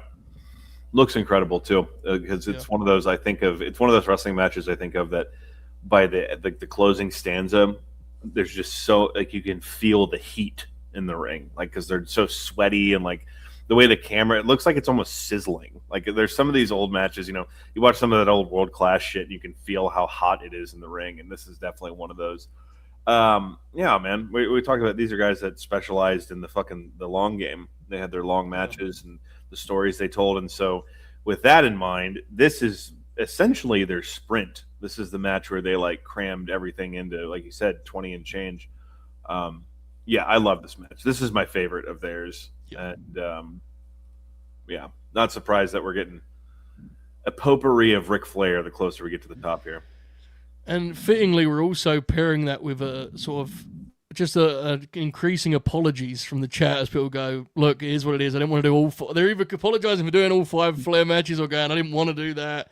I get it completely. It was inevitable. It is what it is. Oracle, you and I have spent many hours talking about this match on air and off, so there's a little tweak you can add, but good God almighty, what a wrestling match. Yeah, I think this was my number 2 in the Smart Choice poll. Still a number 1 candidate. I mean, I could. It's one of those matches for WCW history. I could say it's number 1 on pretty much any given day. I have another match, my personal number 1, that I still put there that I don't believe will make this list. But and that will be WarGames 94 because it is the last and final match that represents what WCW was supposed to be, even though we loved the Nitro era at its peak, which was that of a major Southern wrestling promotion. Right. And I've discussed that before on this, but that's just as an aside to put that match over a little bit, as I often like to do. But yeah, Chi-Town Rumble is like I said. I mean, it's even as our friends in the chat said. I mean, it absolutely could be argued as one of the top 3 wrestling matches that's taken place in North America, no question. Yeah. Just a exhilarating 17 minutes or whatever, just unbelievable. Yeah. Like, it's honestly breathtaking to watch even now. Like, I agree. it's just I don't know. It's easily one of the best matches I've ever seen. Me too, mate. Me too. Before we dive into the top three here, do you guys feel like you have a pretty good idea of what's coming up in this top three? I'm intrigued. I think I might know what the third one is. The other two are so obvious. The third one is tough. I don't know what the third one's going to be. Interesting. And it could end up being something that is like blatantly obvious. I'm just not thinking of it. But the two that I'm thinking of are like, yeah, I mean it's really not that surprising. All right. I know what you're thinking, mate. Yeah, Agreed. there's two that are in mind. Okay. Hopefully, the third is some sort of wild card. Yeah. Yeah. Norman Smiley, but I'm kidding. Shout Norman, we love you. Vampiro. Here in at 3. The rematch to the Great American Bash. We are staying in 1989. We are staying with Ric Flair. Oh, that's number The 3. aforementioned I Quit match. New York Knockout. Clash of the Champions 9. November 15th, 1989. Terry Funk, Ric Flair. So here's the thing. I love this match. I do think at this point I prefer the Great American Bash. I have no gripes with this, but I will concede, while I think it is incredible, I can't stress that enough, I was a little bit like, damn, that made the top 3. That kind of, it surprised me. But not in a bad way, Oracle. It's a special match, and it was on television, which meant it was a signature wrestling memory for a lot of people. Right. The thing I remember most is just the whole presentation and the build of the match going into the show on the Clash itself with the pre-match interviews. Is this the match where like Funk takes like a nosedive over the table? Yes, yeah. He Yeah. does like a stunt into the tables. He slides over the table and then takes a header into a chair that's folded out. It's incredible. It's like only Terry Funk could do that thing. Yes. Yeah. But yeah, this match is absolutely tremendous. Very heated, very much a wild, chaotic brawl. A lot more 50-50, I guess, than the Bash match, I suppose, because Flair's, it's much more like, I mean, of course, Terry Funk did try to kill him at the September Clash where he put the bag over his He sure did. Head, which was a big deal at the time.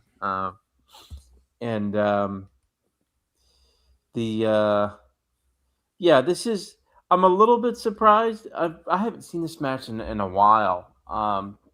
Because we watched the Bash match, not the New York Knockout, right? For the Grim Grappler a couple years ago. We did the Bash, yeah. Bash. Yeah.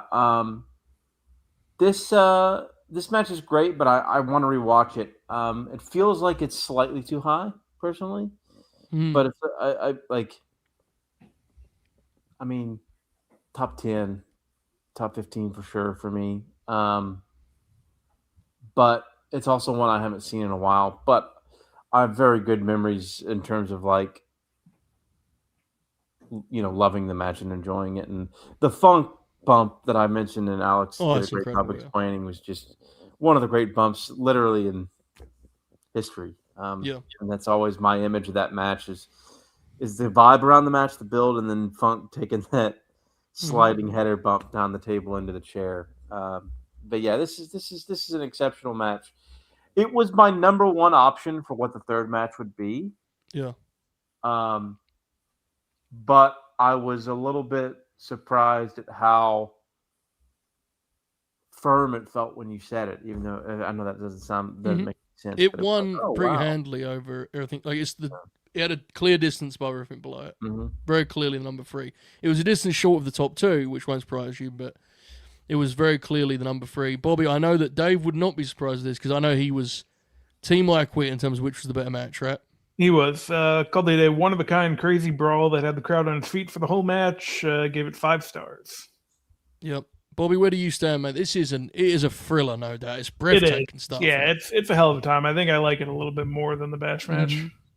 Yeah, that makes sense to me. So, Oracle, the two that you were locked in on, I presume you're still confident, right? Very much so. I believe so, yeah. Just out of interest, what do you think is the number one? I think Eddie and Ray made number one because I have to think about our audience Mm-hmm. and what they like. And Eddie and Ray were the progenitors. Is that the right word? Sounds good. I don't know. I pretend like I have good vocabulary. Sounded good though when you said it, didn't it? Yeah, It you sounds sounded good. Yeah, confident. it sounded right. Yeah. Of that style, they, without them, I mean, you don't get. And I mean this. These guys that everybody loves now. That a lot of them I'm not a huge fan of, but they emulated and really Right. looked up to these guys, and Yeah. and I feel like that's going to be the number one. And I think Mhm. the number two, if you want me to say it, I will. If you don't want That's me all to, good. All good. We'll get there. We'll get there. I just wanted to get a feel. Bobby, do you agree with Oracle's assessment? I do. All right. Well, let's get straight ahead. Let's go to it. In at 2, it is Eddie and Ray from Halloween Havoc, all right. October. I was off. Okay. 26, 1997. Miles Kind of first makes me time. happy. I'll be honest with you. It is one single vote short of one. They are 1 and 2 are 40 ahead of 3. But Wow. it is one fucking ballot. So if you had, again, we'll get to it. If you had the match that won the list, if you had that at 5, you were the difference. You know what I'm saying? Like that was enough. That one point. Let's talk about Havoc though. You just kind of got into it a little bit there. Eddie and Ray, Miles first title. You can't see it right now, but I have that huge piece of art behind me. Celebrating that match. It was in my top 5. It was like 3, I want to say. I can't remember, but I mean, come on, dude. This is just a beautiful wrestling match. We talked a lot about aesthetics tonight. Maybe the most pretty wrestling match ever from every angle, right? This is, Bobby, this is a special one. Are you surprised it didn't take it home? Where do you stand on this, Bobby? Yeah, I actually am a little bit. Like it's kind of like the WCW match. I think to a lot of fans of really a certain age, and especially with both the guys, having such illustrious WWE careers to follow and just kind of being like, tied together to such an extent. Yeah, I kind of thought that this would be the one. Where would it be on your list, Bobby? I might have had it number 1. Yeah, I think I would have. What did Dave say at the time, Bob? I know he was a big fan, of course, as everyone else was. Rey Mysterio versus Eddie Guerrero Masters Cruiserweight title won by Mysterio and a finish not finalized till minutes before the show started was arguably the best single match on a WCW pay-per-view dating back to 6 years to the prime of Ric Flair. Because of sentimental and memorable reasons, some may compare it with Liger versus Pillman match in 1992, but this match was clearly due to the sport advancing over 5 years of a higher quality if both were judged by the same standards. And then there's more about how Ray was going to lose this match, and then he basically said that was stupid, and Eddie really went to bat for him. There's a whole story there. And then, let's see. The only thing keeping me from listing as the match of the year was it wasn't long enough to be ranked ahead of some of the best 20-minute matches. I remember this talking point. Yeah, but beyond that, 4 3/4. So Dave really did enjoy it. I remember the runtime thing when we did the Eddie show. Dave is a legend. But I have to say, 97 Dave doing the evolution of the sport gimmick is fucking outstanding, dude. That is superb. And he's such a fucking like. It's Dave. It's okay. It's okay. He's fine. But I'll never forget when Tape Machines just described it one time. He does it like it's real, like it's like objective. Like if it has a certain number of minutes, then it's allowed to be this ranking. Like it's so like awesome. I can't believe that's nearly 30 years ago, and he got in the evolution of the sport. That's fucking broke me, dude. Bob, can you run that sentence back, please? He just goes out of his way to explain why it's better than fucking Pillman and Liger. Why? Because of sentimental and memorable reasons, some may compare it with Liger vs. Pillman from 1992, but this match was clearly, due to the sport advancing over 5 years, of higher quality if both were judged by the same standards. Dude, he literally said, some would compare it to this. I wouldn't. Here's why. What the fuck? He's arguing with no one. He said, some fucking idiots would say that it was as good as this match. It was far better because the sport has evolved. That's like what I do on the Grin when I suddenly just. He just. And the thing is, I don't know. Maybe I'm wrong. He was there, right? Like he was right in the fucking observer. But were that many people making the comp? I'd love to know. Right? Was Dave getting emails about fucking 1997? Was people calling Dave going, "What about Pillman and Liger?" I don't know. I have no idea. But what I do know, Alex, is this is a worthy 2 seed, and this is an incredible pro wrestling match. On a night we've talked a lot about aesthetics, this may be the 1 seed in terms of just being oh so pretty. Alex, talk to us. Here we go. There he is. Yes, sorry. I'm trying to find my unmute button. Sorry, this is like yeah. Oracle, were you in the room at the Heritage Inn where Brandon had his meltdown about screaming about this match? I don't believe I was in the room for that. I think Explain, please. I came in like an hour afterwards because I think I was eating at the diner at the time. Okay, please explain. It was reverberating on the possibly. Good brother Brandon. This was the inaugural year of Wrestling Jeopardy at the and one of the categories was just me burying Rey Mysterio.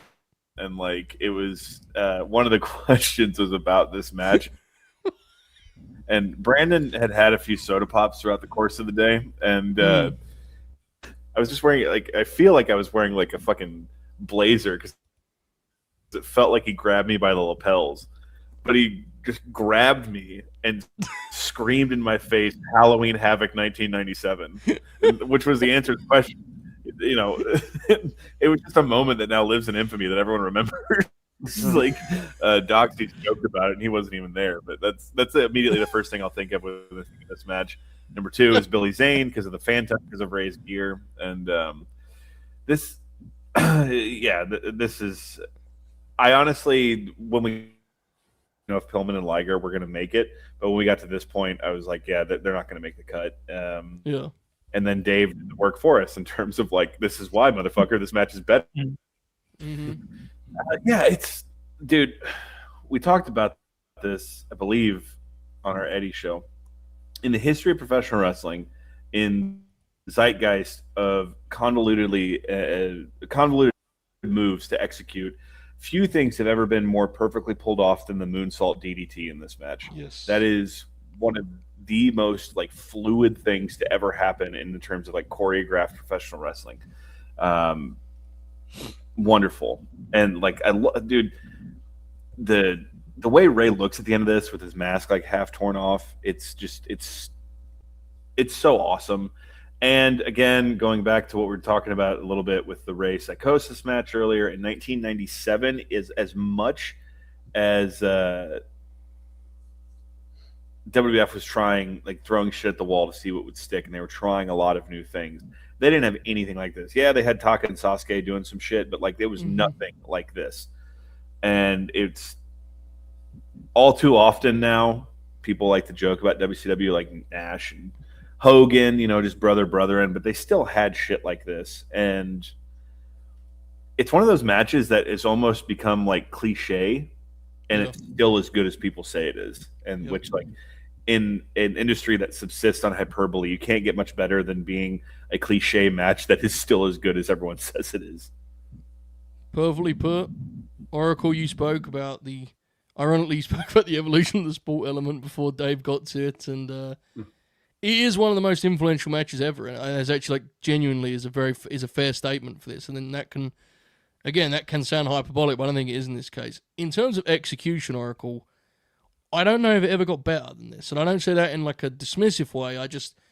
The timing, the aggression, oh my goodness, is incredible. It's like I mean, you see these guys like do these, and I hate to, I'm the asshole who always, you know, rags on the, you know, modern style, but you see these guys do this stuff. Part of it is we've seen it so many fucking times now, but it was so brand new and so innovative and so just exhilarating to watch. Yeah. And the time, and just in this one match, because I mean, if you watch like And their other matches in 97, 98 are very good, but There was something to this they match. wasn't there? blow spots in those. I mean, there's Yeah. a couple of bad blown spots in those actually. Yeah. But they hit them so well in this, and it adds to the mystique of the match because it's the most. It's the most. There's a beauty in the match. It's corny and is like I sound like There I'm is. the great Matt D or something, but like there's a there's a beauty in the way that they work. You work these spots that they never replicate, and almost no one else has ever replicated. Mm-hmm. Yeah, I mean, famously, Ray tried to run back the moonsault DDT of Andrade on Raw all those years later. It's Jericho at the Bash and didn't quite hit as well. That one wasn't terrible, but it didn't hit clear. Right. This was just a perfect storm, wasn't it? I think this was just like to your point. They had great chemistry beyond that, but this was special.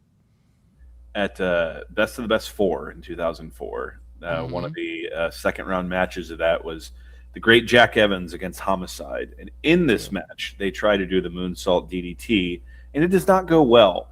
First of all, they're not like locked up at the wrist. Basically, Homicide's just hunched over, and Jack goes to the top rope and tries to do a moonsault and catch him on the way down with the DDT. They are so out of place that Jack does like essentially a reverse 450 and just ends up like sitting on the back of Homicide's head and just takes him down and like this almost fame-asser. It looks devastating. It's awesome.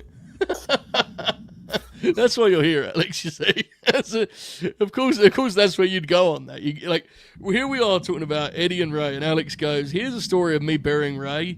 Up next, the great Jack Evans did the following. That's what we need to keep this thing like that. You need CZW trivia from 2004. I'm wearing a CZW shirt for Christ's sake. All right, I did notice you did the Jey Uso CZW tweet, and a lot of people didn't realize that you were saying it like with experience and knowledge behind you. I did notice that. That was very, very funny. Yeah, that was one of those I immediately had to mute because it was people like saying I didn't know what I was talking about, and then also people telling me he was nowhere as good as a wrestler as Justice Payne, and I was like, all right, I'm done with this. All right, a couple of things here before we move forward. Obviously, his placement on the list speaks for itself, but for you guys personally, this is the greatest Nitro era WCW match. For me, it would be. Yeah. For me, it would be. I think so. The stuff that I would have alongside this for me in WCW would be the early 90s, personally. Here is a little note, and this speaks to Dave, so Dave, credit to you. So our friend Jack here said that he had Pillman and Liger. I've got his ballot here. He had Pillman and Liger as his 4 seed.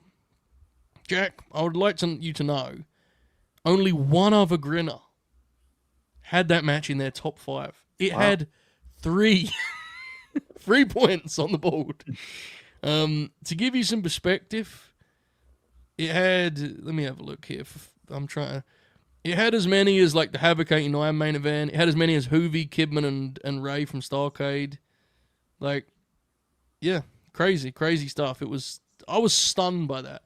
But I guess that speaks to Dave's point. Dave wins, Jack loses, I guess is the point here. Jack, I'm sorry. Well, hold on, fellas. Does this become a match that's been lost to time now? Because Oracle will know that match was hot before this era of the wrestling internet. Like that. Here's what I think it is. Mm-hmm. This is going to upset you guys. I think it is. I think the kids hear Liger Pillman and think it's the Nitro match. I really do. I think that's what it is. And the Nitro match, while fun, has a lot of blown spots. Mm-hmm. How often do you see people ever talk about this? I think people genuinely conflict. And they worked the Mecca in Milwaukee, which is a fucking awesome building in 1992. True. Yeah, true. Separate point, but true. Oh, yeah, I know. But I remember, like I love that show. Just like, for some reason, that building sticks out to me. It's awesome. Yeah, it's awesome. And while we're talking about it, just one of those aesthetically popping matches in a WCW way, because you got obviously Liger, who's like one of the coolest looking wrestlers of all time. That's back when Pillman had his Bengal trunks, and they're in that fucking bright blue WCW ring with like the yellow ropes. So all of it looks fucking awesome. Yeah, and I never even thought of that, Joe. That's a good point. But if you're listening to this and you're only familiar with the first match in Nitro history, do yourself a favor and go back 3 years and watch that SuperBrawl match. I've been binging WCW Saturday Night on the LNG Gold Discord, and when they're talking about that match in like April, a couple months later, Jesse says it's the best match he's ever seen live. And obviously Jesse's, Hey. Exactly. But I do think it speaks to the match's reputation at the time, right? Like, it does feel a little hard done by, but I guess it's kind of lost to history. Folks. There is, and I never thought of that being one of them, but like I was just saying, Oracle and some people can understand. There's like a pool of matches that were like big in the first wave of internet wrestling fandom that have kind of faded, and that's, I think, is one of them. I would agree. I also think there's like it feels like increasingly the smart fan of today, their Pillman knowledge is like Hollywood Blonde's Loose Cannon. Which, while both very fun, to me, the actual Brian Pillman everyone should be watching is Babyface. 8992. Yeah, like... He's the guy that convinced WCW that Luger was, because he had a great match with Luger. They're like, all right, we can actually do something with him. And what was the... Havoc 89, yeah.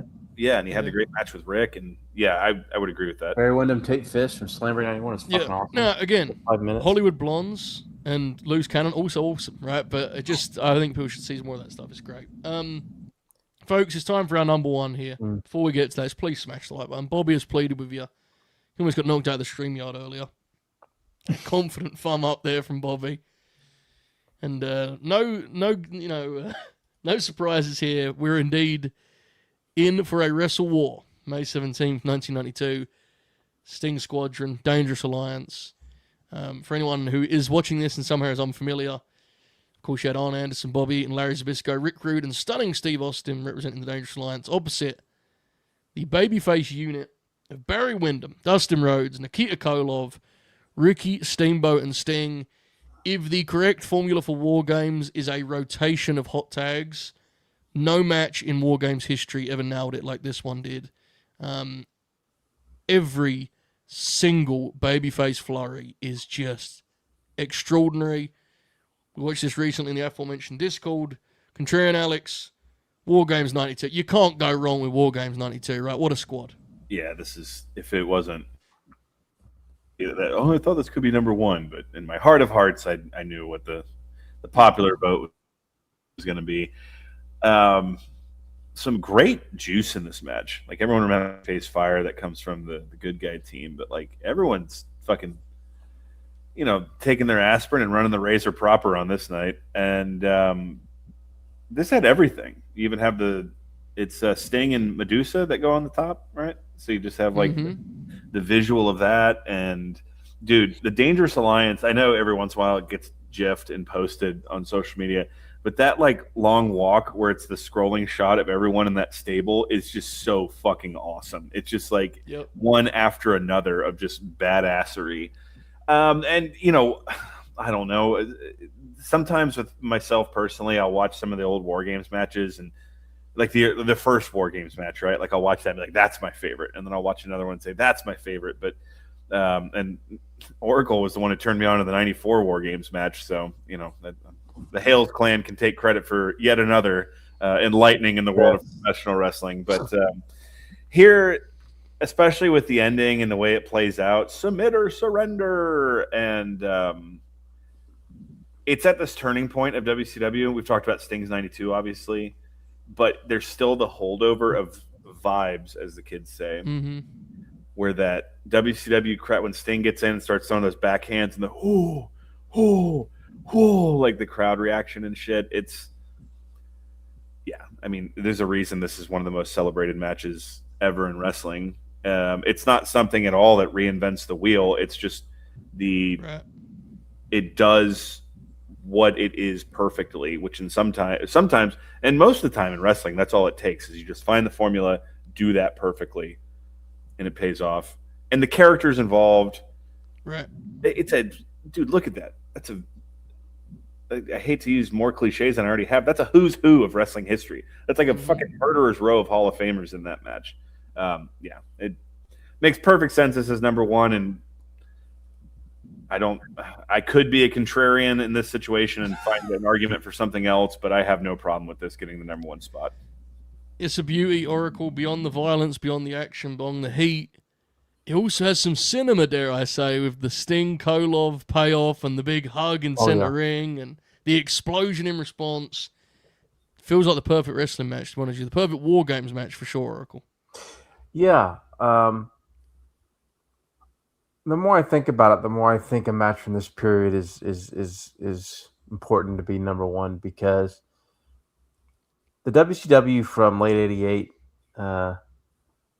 until July '94, with the sort of epilogue being WarGames '94, which is my favorite. That's WCW. Look, we love the Nitro era, Right. but that was That's what you think of when you and I anyway. That's what we think of. Yes, and it's also what a lot of people who are a lot older than Joe and I, to be honest, Yeah. think of WCW. Yeah, I agree. That seems bad. It sounds bad, yeah. Yeah. But be safe out there, Oracle. Yeah, this is it's right in the middle of that period from '88 to late '94. I think it's the perfect deal here. And Stunning Steve is amazing in that match. That's a great shout. That's a great shout. He's so great. Go see, yes, you do that. He's so great. If they're finally after me, I'll be back. Be careful. He's so great, Stunning Steve, in this match, that one of the few times Arn Anderson doesn't open WarGames, it may be the greatest WarGames match of all. And that isn't a knock on Arn Anderson. That's how great Steve Austin is in this match. Never let anyone try and explain to you or tell you that the Steve Austin becoming a great pro wrestler was some sort of out of the blue scenario. While you couldn't have foreseen Stone Cold, he was absolutely circled immediately as like, he is going to be one of the great wrestlers in the industry. That was kind of the whole point, you know? Well, that's the whole deal too. That's Hogan saw him as a threat. That's like the forgotten part of that. Like, and Brett always talks about, when he was the guy in WCW I'd watch, and I thought, I could do something good with him, And so it wasn't all of a sudden that he was great in '92. That's what we're talking about. Like, now, the key is he's someone who they definitely circled as like, he could eventually be Ric Flair. He was never expected to be the next top babyface of the world. That was a surprise. But him being a great wrestler is immediate. He's a prodigy in that regard. He's incredible here. The thing that I always find staggering about this match is Bobby Eaton is working with like a beat up shoulder, an injured shoulder, and this match is still this great. Like, imagine if they had Bobby Eaton in full fucking flow, bumping around, flying around in there. Underrated highlight. Larry Zbyszko is the one guy who just comes in and gets the shit kicked out of him immediately. He has no cool flurry. Yes. He gets in and they just beat his ass immediately. And he's like, oh shit, he's out of his depth immediately. Yeah, he's so wonderful in this. Ravishing Rick Rude, the reaction when he gets in there, that gasp from the people of like, oh shit. He's got an underrated thing with Rick Rude we talked about his selling earlier. In WCW, because the guys were a little smaller, he was able to really lean into being like a badass, right? Being like an enforcer. He's a tough guy in WCW, sometimes to a fault, dare I say. But that shines here. Austin, we mentioned Barry Windham. Steve Austin's the MVP. Barry Windham's right there with him, I think, to be fair. They start together and they bleed everywhere. My goodness. You mentioned the shoulder thing, too. That spot with the disconnected turnbuckle is so simple, but just so violent. Because it's just like like a spike, you kill someone. And it feels frantic, doesn't it? It feels like, God, we have to do something here to end this thing. Young Dustin Rhodes, man. Talking about a comeback today, talking about when he's going to get back in there. Here he is in 1992, rocking it. And I say all this stuff, we talk about all these different pieces. Without even getting into Steamboat, who may make the best hot tag in the whole match. Steamboat's hot tag in this is incredible, dude. Like, perfect wrestling match. I think it's the worthy winner. I think it's the correct winner, if such a thing exists. The fact it won by one single point does pop me, though. I hope people are currently regretting their ballots as a result. That's glorious. Bobby, this was a full 5 in the Observer, right? It was. Dave is very high on this, obviously. Match never slowed down for a second. There was so much action back and forth that you can't describe it other than Austin, Anderson, Rhodes, and Steamboat in particular were nothing short of fantastic. There's not men as a slate on the other 6. The only ones who weren't wrestling on a plane well above Earth were Koloff, who was fine, Zbyszko, whose role wasn't for the wrestling, but to build heat for the turn, which he did fine, and Eaton, who was injured. 5 stars. Definite match of the year candidate per Dave. Bobby, happy with this at 1, mate? I am, yeah. It's the right pick. And, like, it's pretty fitting, too, because, like, when you think of WCW, you think of WarGames as one of the big things. I mean, before WWE took it over and, do what they do with it. But, it's a very fitting winner. Most certainly. I call that some honorable mentions here. Hey, Joe, help me out. What was the timeline on this? Like, what was the cutoff for like what year to what year? So the way we're doing this is a great question. I should actually note this earlier. Thank you, Alex. The same way we're going to do the draft, we're looking at WCW as post-Turner sale to the end. Now, the reason that's a great question, some of you guys won't be aware of how weird it is. They keep the NWA name for a long time, a very long time. And so as a result, you could feasibly call WCW like when they actually start using the name consistently as the promotion name, or you could even go all the way back through Georgia and Crockett, and it gets messy. So we were going November 88, March 01. That was our Turner's ownership. But it's a good question. Our friend Loss, when we were talking about the draft, immediately asked that question. He's like, what are we doing here? What's that? Mainly, if Klein listens to this tomorrow or something, and he's like, "Where the fuck is TA and Tully Blanchard on this list?" So I'm just trying to call that out right now. Yeah. There is room though to do a Starrcade list show one day. One day, when they bring it back for NXT, we'll do that. We need to right the wrongs. Joe, did you ever watch the top 20? It was 25 matches in Starrcade, the WWE DVD release. I did not. Did they get the Kabuki Warriors Bliss Cross match on there or not? Well, unfortunately not. That's what I mean. We can right that wrong. But it was voted on by the fans, and like fucking Hogan and Sting, 6 matches, I think, on that. So I think there's some work we could do with that. But yeah. I'm feeling a Thanksgiving special, boys. I'm feeling. We got something here. We got something here. Oh yeah. We got something here. Stay tuned, folks. Stay tuned. So some honourable mentions, just missing out on the top 15. This surprised me. Just 2 points shy at the top 15. I love the match, but I didn't expect it to do this well. Halloween Havoc, Nasty Boys, Steiners. I was like, man, that did really well. That's the 16th match. Awesome. That's one of the all-time great finishes. That's right there, man. It's awesome, but do you not just think because of the Nasty's rep, it would have like? I was surprised it did that well. I was pretty impressed by that. Here's one that was a big omission. 17th was DDP and Sting's title match from Nitro with all the false finishes, the fucking All Japan match that they do. Yep. That feels hard done by it to not make it. I gotta say, it's a great match. I think we declared that the last great WCW title match when it was either the Sting. Yeah, it was the Sting Grin grapple we did. Yeah. And for whatever it's worth, and I guess this isn't a big surprise because it's only 15, but not one Nitro match made the top 15. Which feels notable in some form or fashion, right? And I guess that being at 17, that's the closest you got. That made sense, I guess. Well, as you once said, where are all the good matches? Yeah, well the guy with the. Okay, yeah. I was about to say the one I could think of with Bret Hart and another fella is the only one that I think would be in contention with some of these other ones we talked about. 18. This was in my top 5. I was really bummed this didn't make it. Dustin and Steamboat versus the Enforcers, Clash of the Champions. Yeah, that match is amazing. That match feels like top 10. That was my top 5. I love that match. Incredible match. He's just a man. Nasty Boys are back in at 19 with Cactus and Max Payne. Let's fucking go. Yeah. I was waiting for this to come up because that trilogy, fucking bullshit contrarian Alex stuff, legitimately is my favorite trilogy in wrestling tag team history. The SuperBrawl match with the Nasties against Max Payne and Cactus, the Chicago street fight, and then the Philadelphia street fight with Sullivan in the place of Max Payne. If you've never seen that, I think I've told this story before. I have a friend who loves wrestling as much as everyone on this panel. He always thought the Nasty Boys, he just thought the Nasty Boys were that. And the day of WrestleMania 40, he and I had some afternoon beers, and I made him watch that trilogy, and he was losing his fucking mind. And I was like, put that out there. If you've never seen it, watch those 3 matches. Absolutely. At 20 was Goldberg and Raven. So that was that's round out the 20. In terms of, don't have an asked about Hogan. So I think, let me check here. Hogan, I think, had like a bunch of matches in the 25 to 30 range.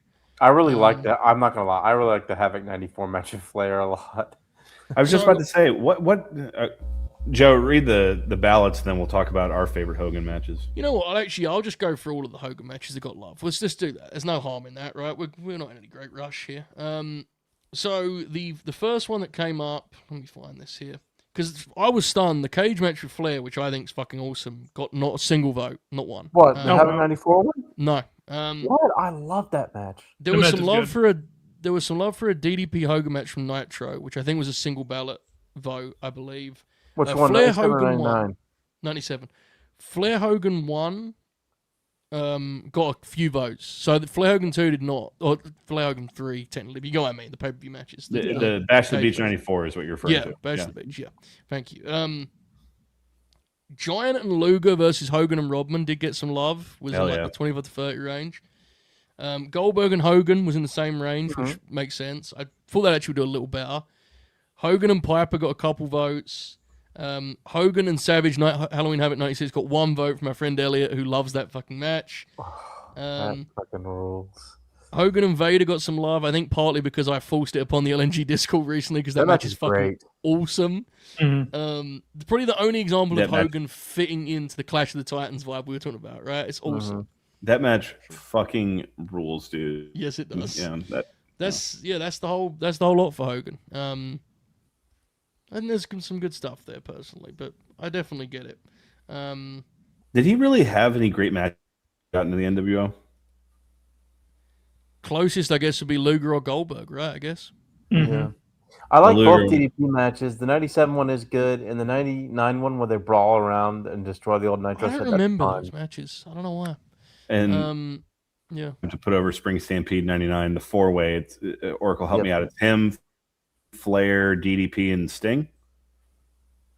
Yes, and Savage is the referee. Yeah, and they like, I'm not kidding. They essentially do like the modern equivalent of a scramble match where they're just hitting like their finishers on each other and then like It powdering. rules.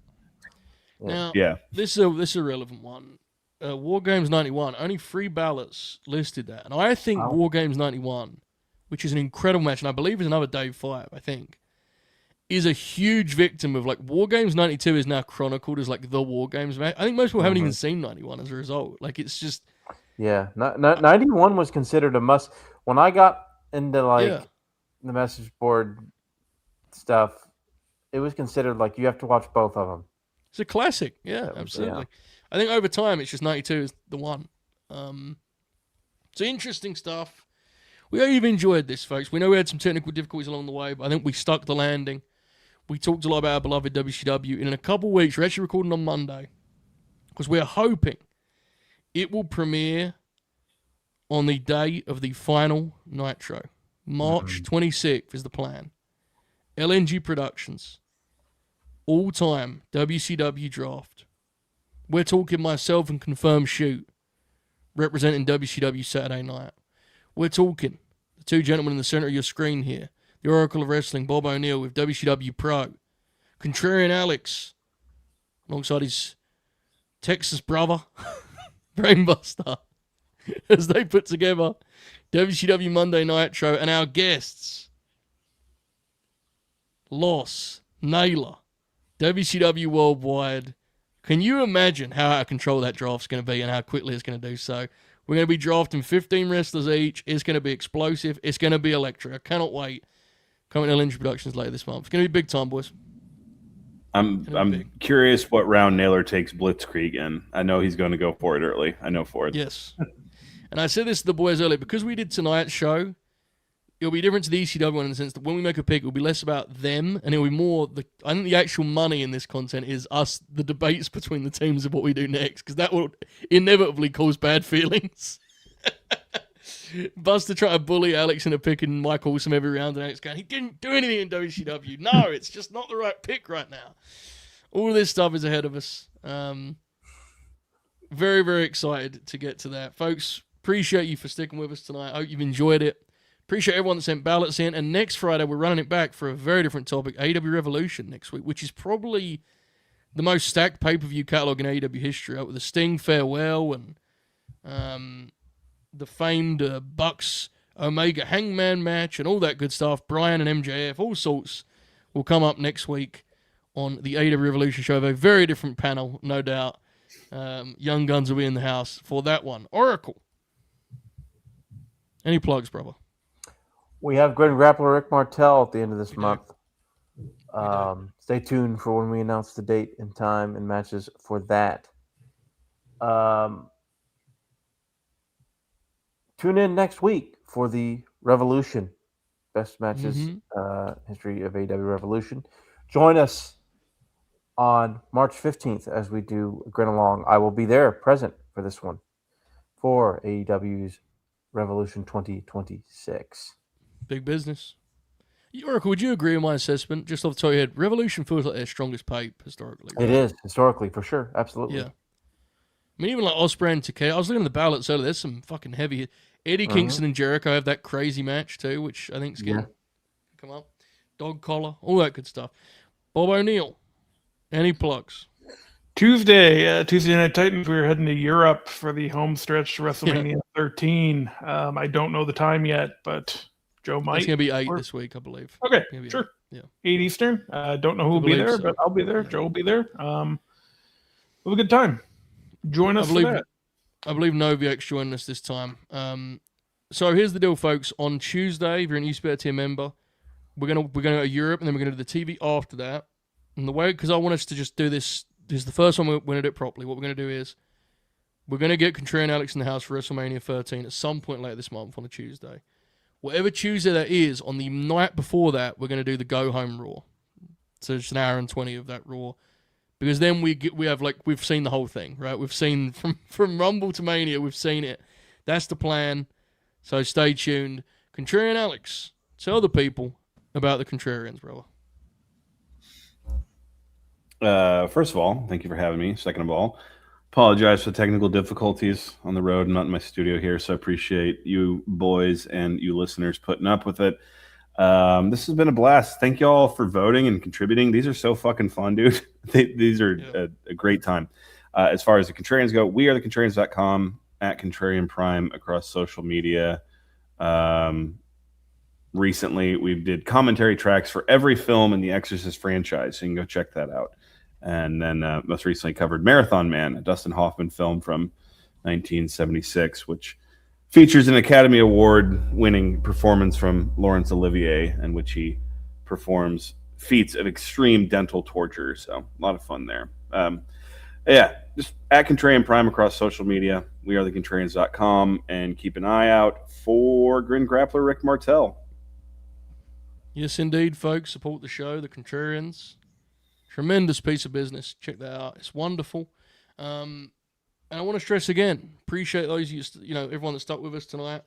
We know that these shows are a little bit of a hit with our community because it gets you guys involved, and there's some excitement around what the list is going to look like. I think you guys did a hell of a job for whatever it's worth. We had our, we had picked our holes in some of the honorable mentions, but I think that was a hell of a top 15. So a great combination of, the old WCW, the Nitro, all that good stuff, and even some Crockett leftovers. It was tremendous stuff. So thank you to everyone that sent in a ballot. Tomorrow there will be a Collision Grid along. Sunday, I am working on building a lineup to do a Pro Wrestling Eve Grid along. Dakota Kai is back. She is wrestling in London this weekend alongside a plethora of others. All right, hold on. Indeed. I'm very excited for that, Kylie. It's actually a crazy, crazy lineup. So going to try and do a Grid along for that on Sunday for all members, to stay tuned. And then next week, Seb Revolution. But we appreciate you all. Have yourselves a great night. Keep grinning. All hail. Enjoy this outro. And if you can, on the way out, comment your greatest WCW match of all time. Good night.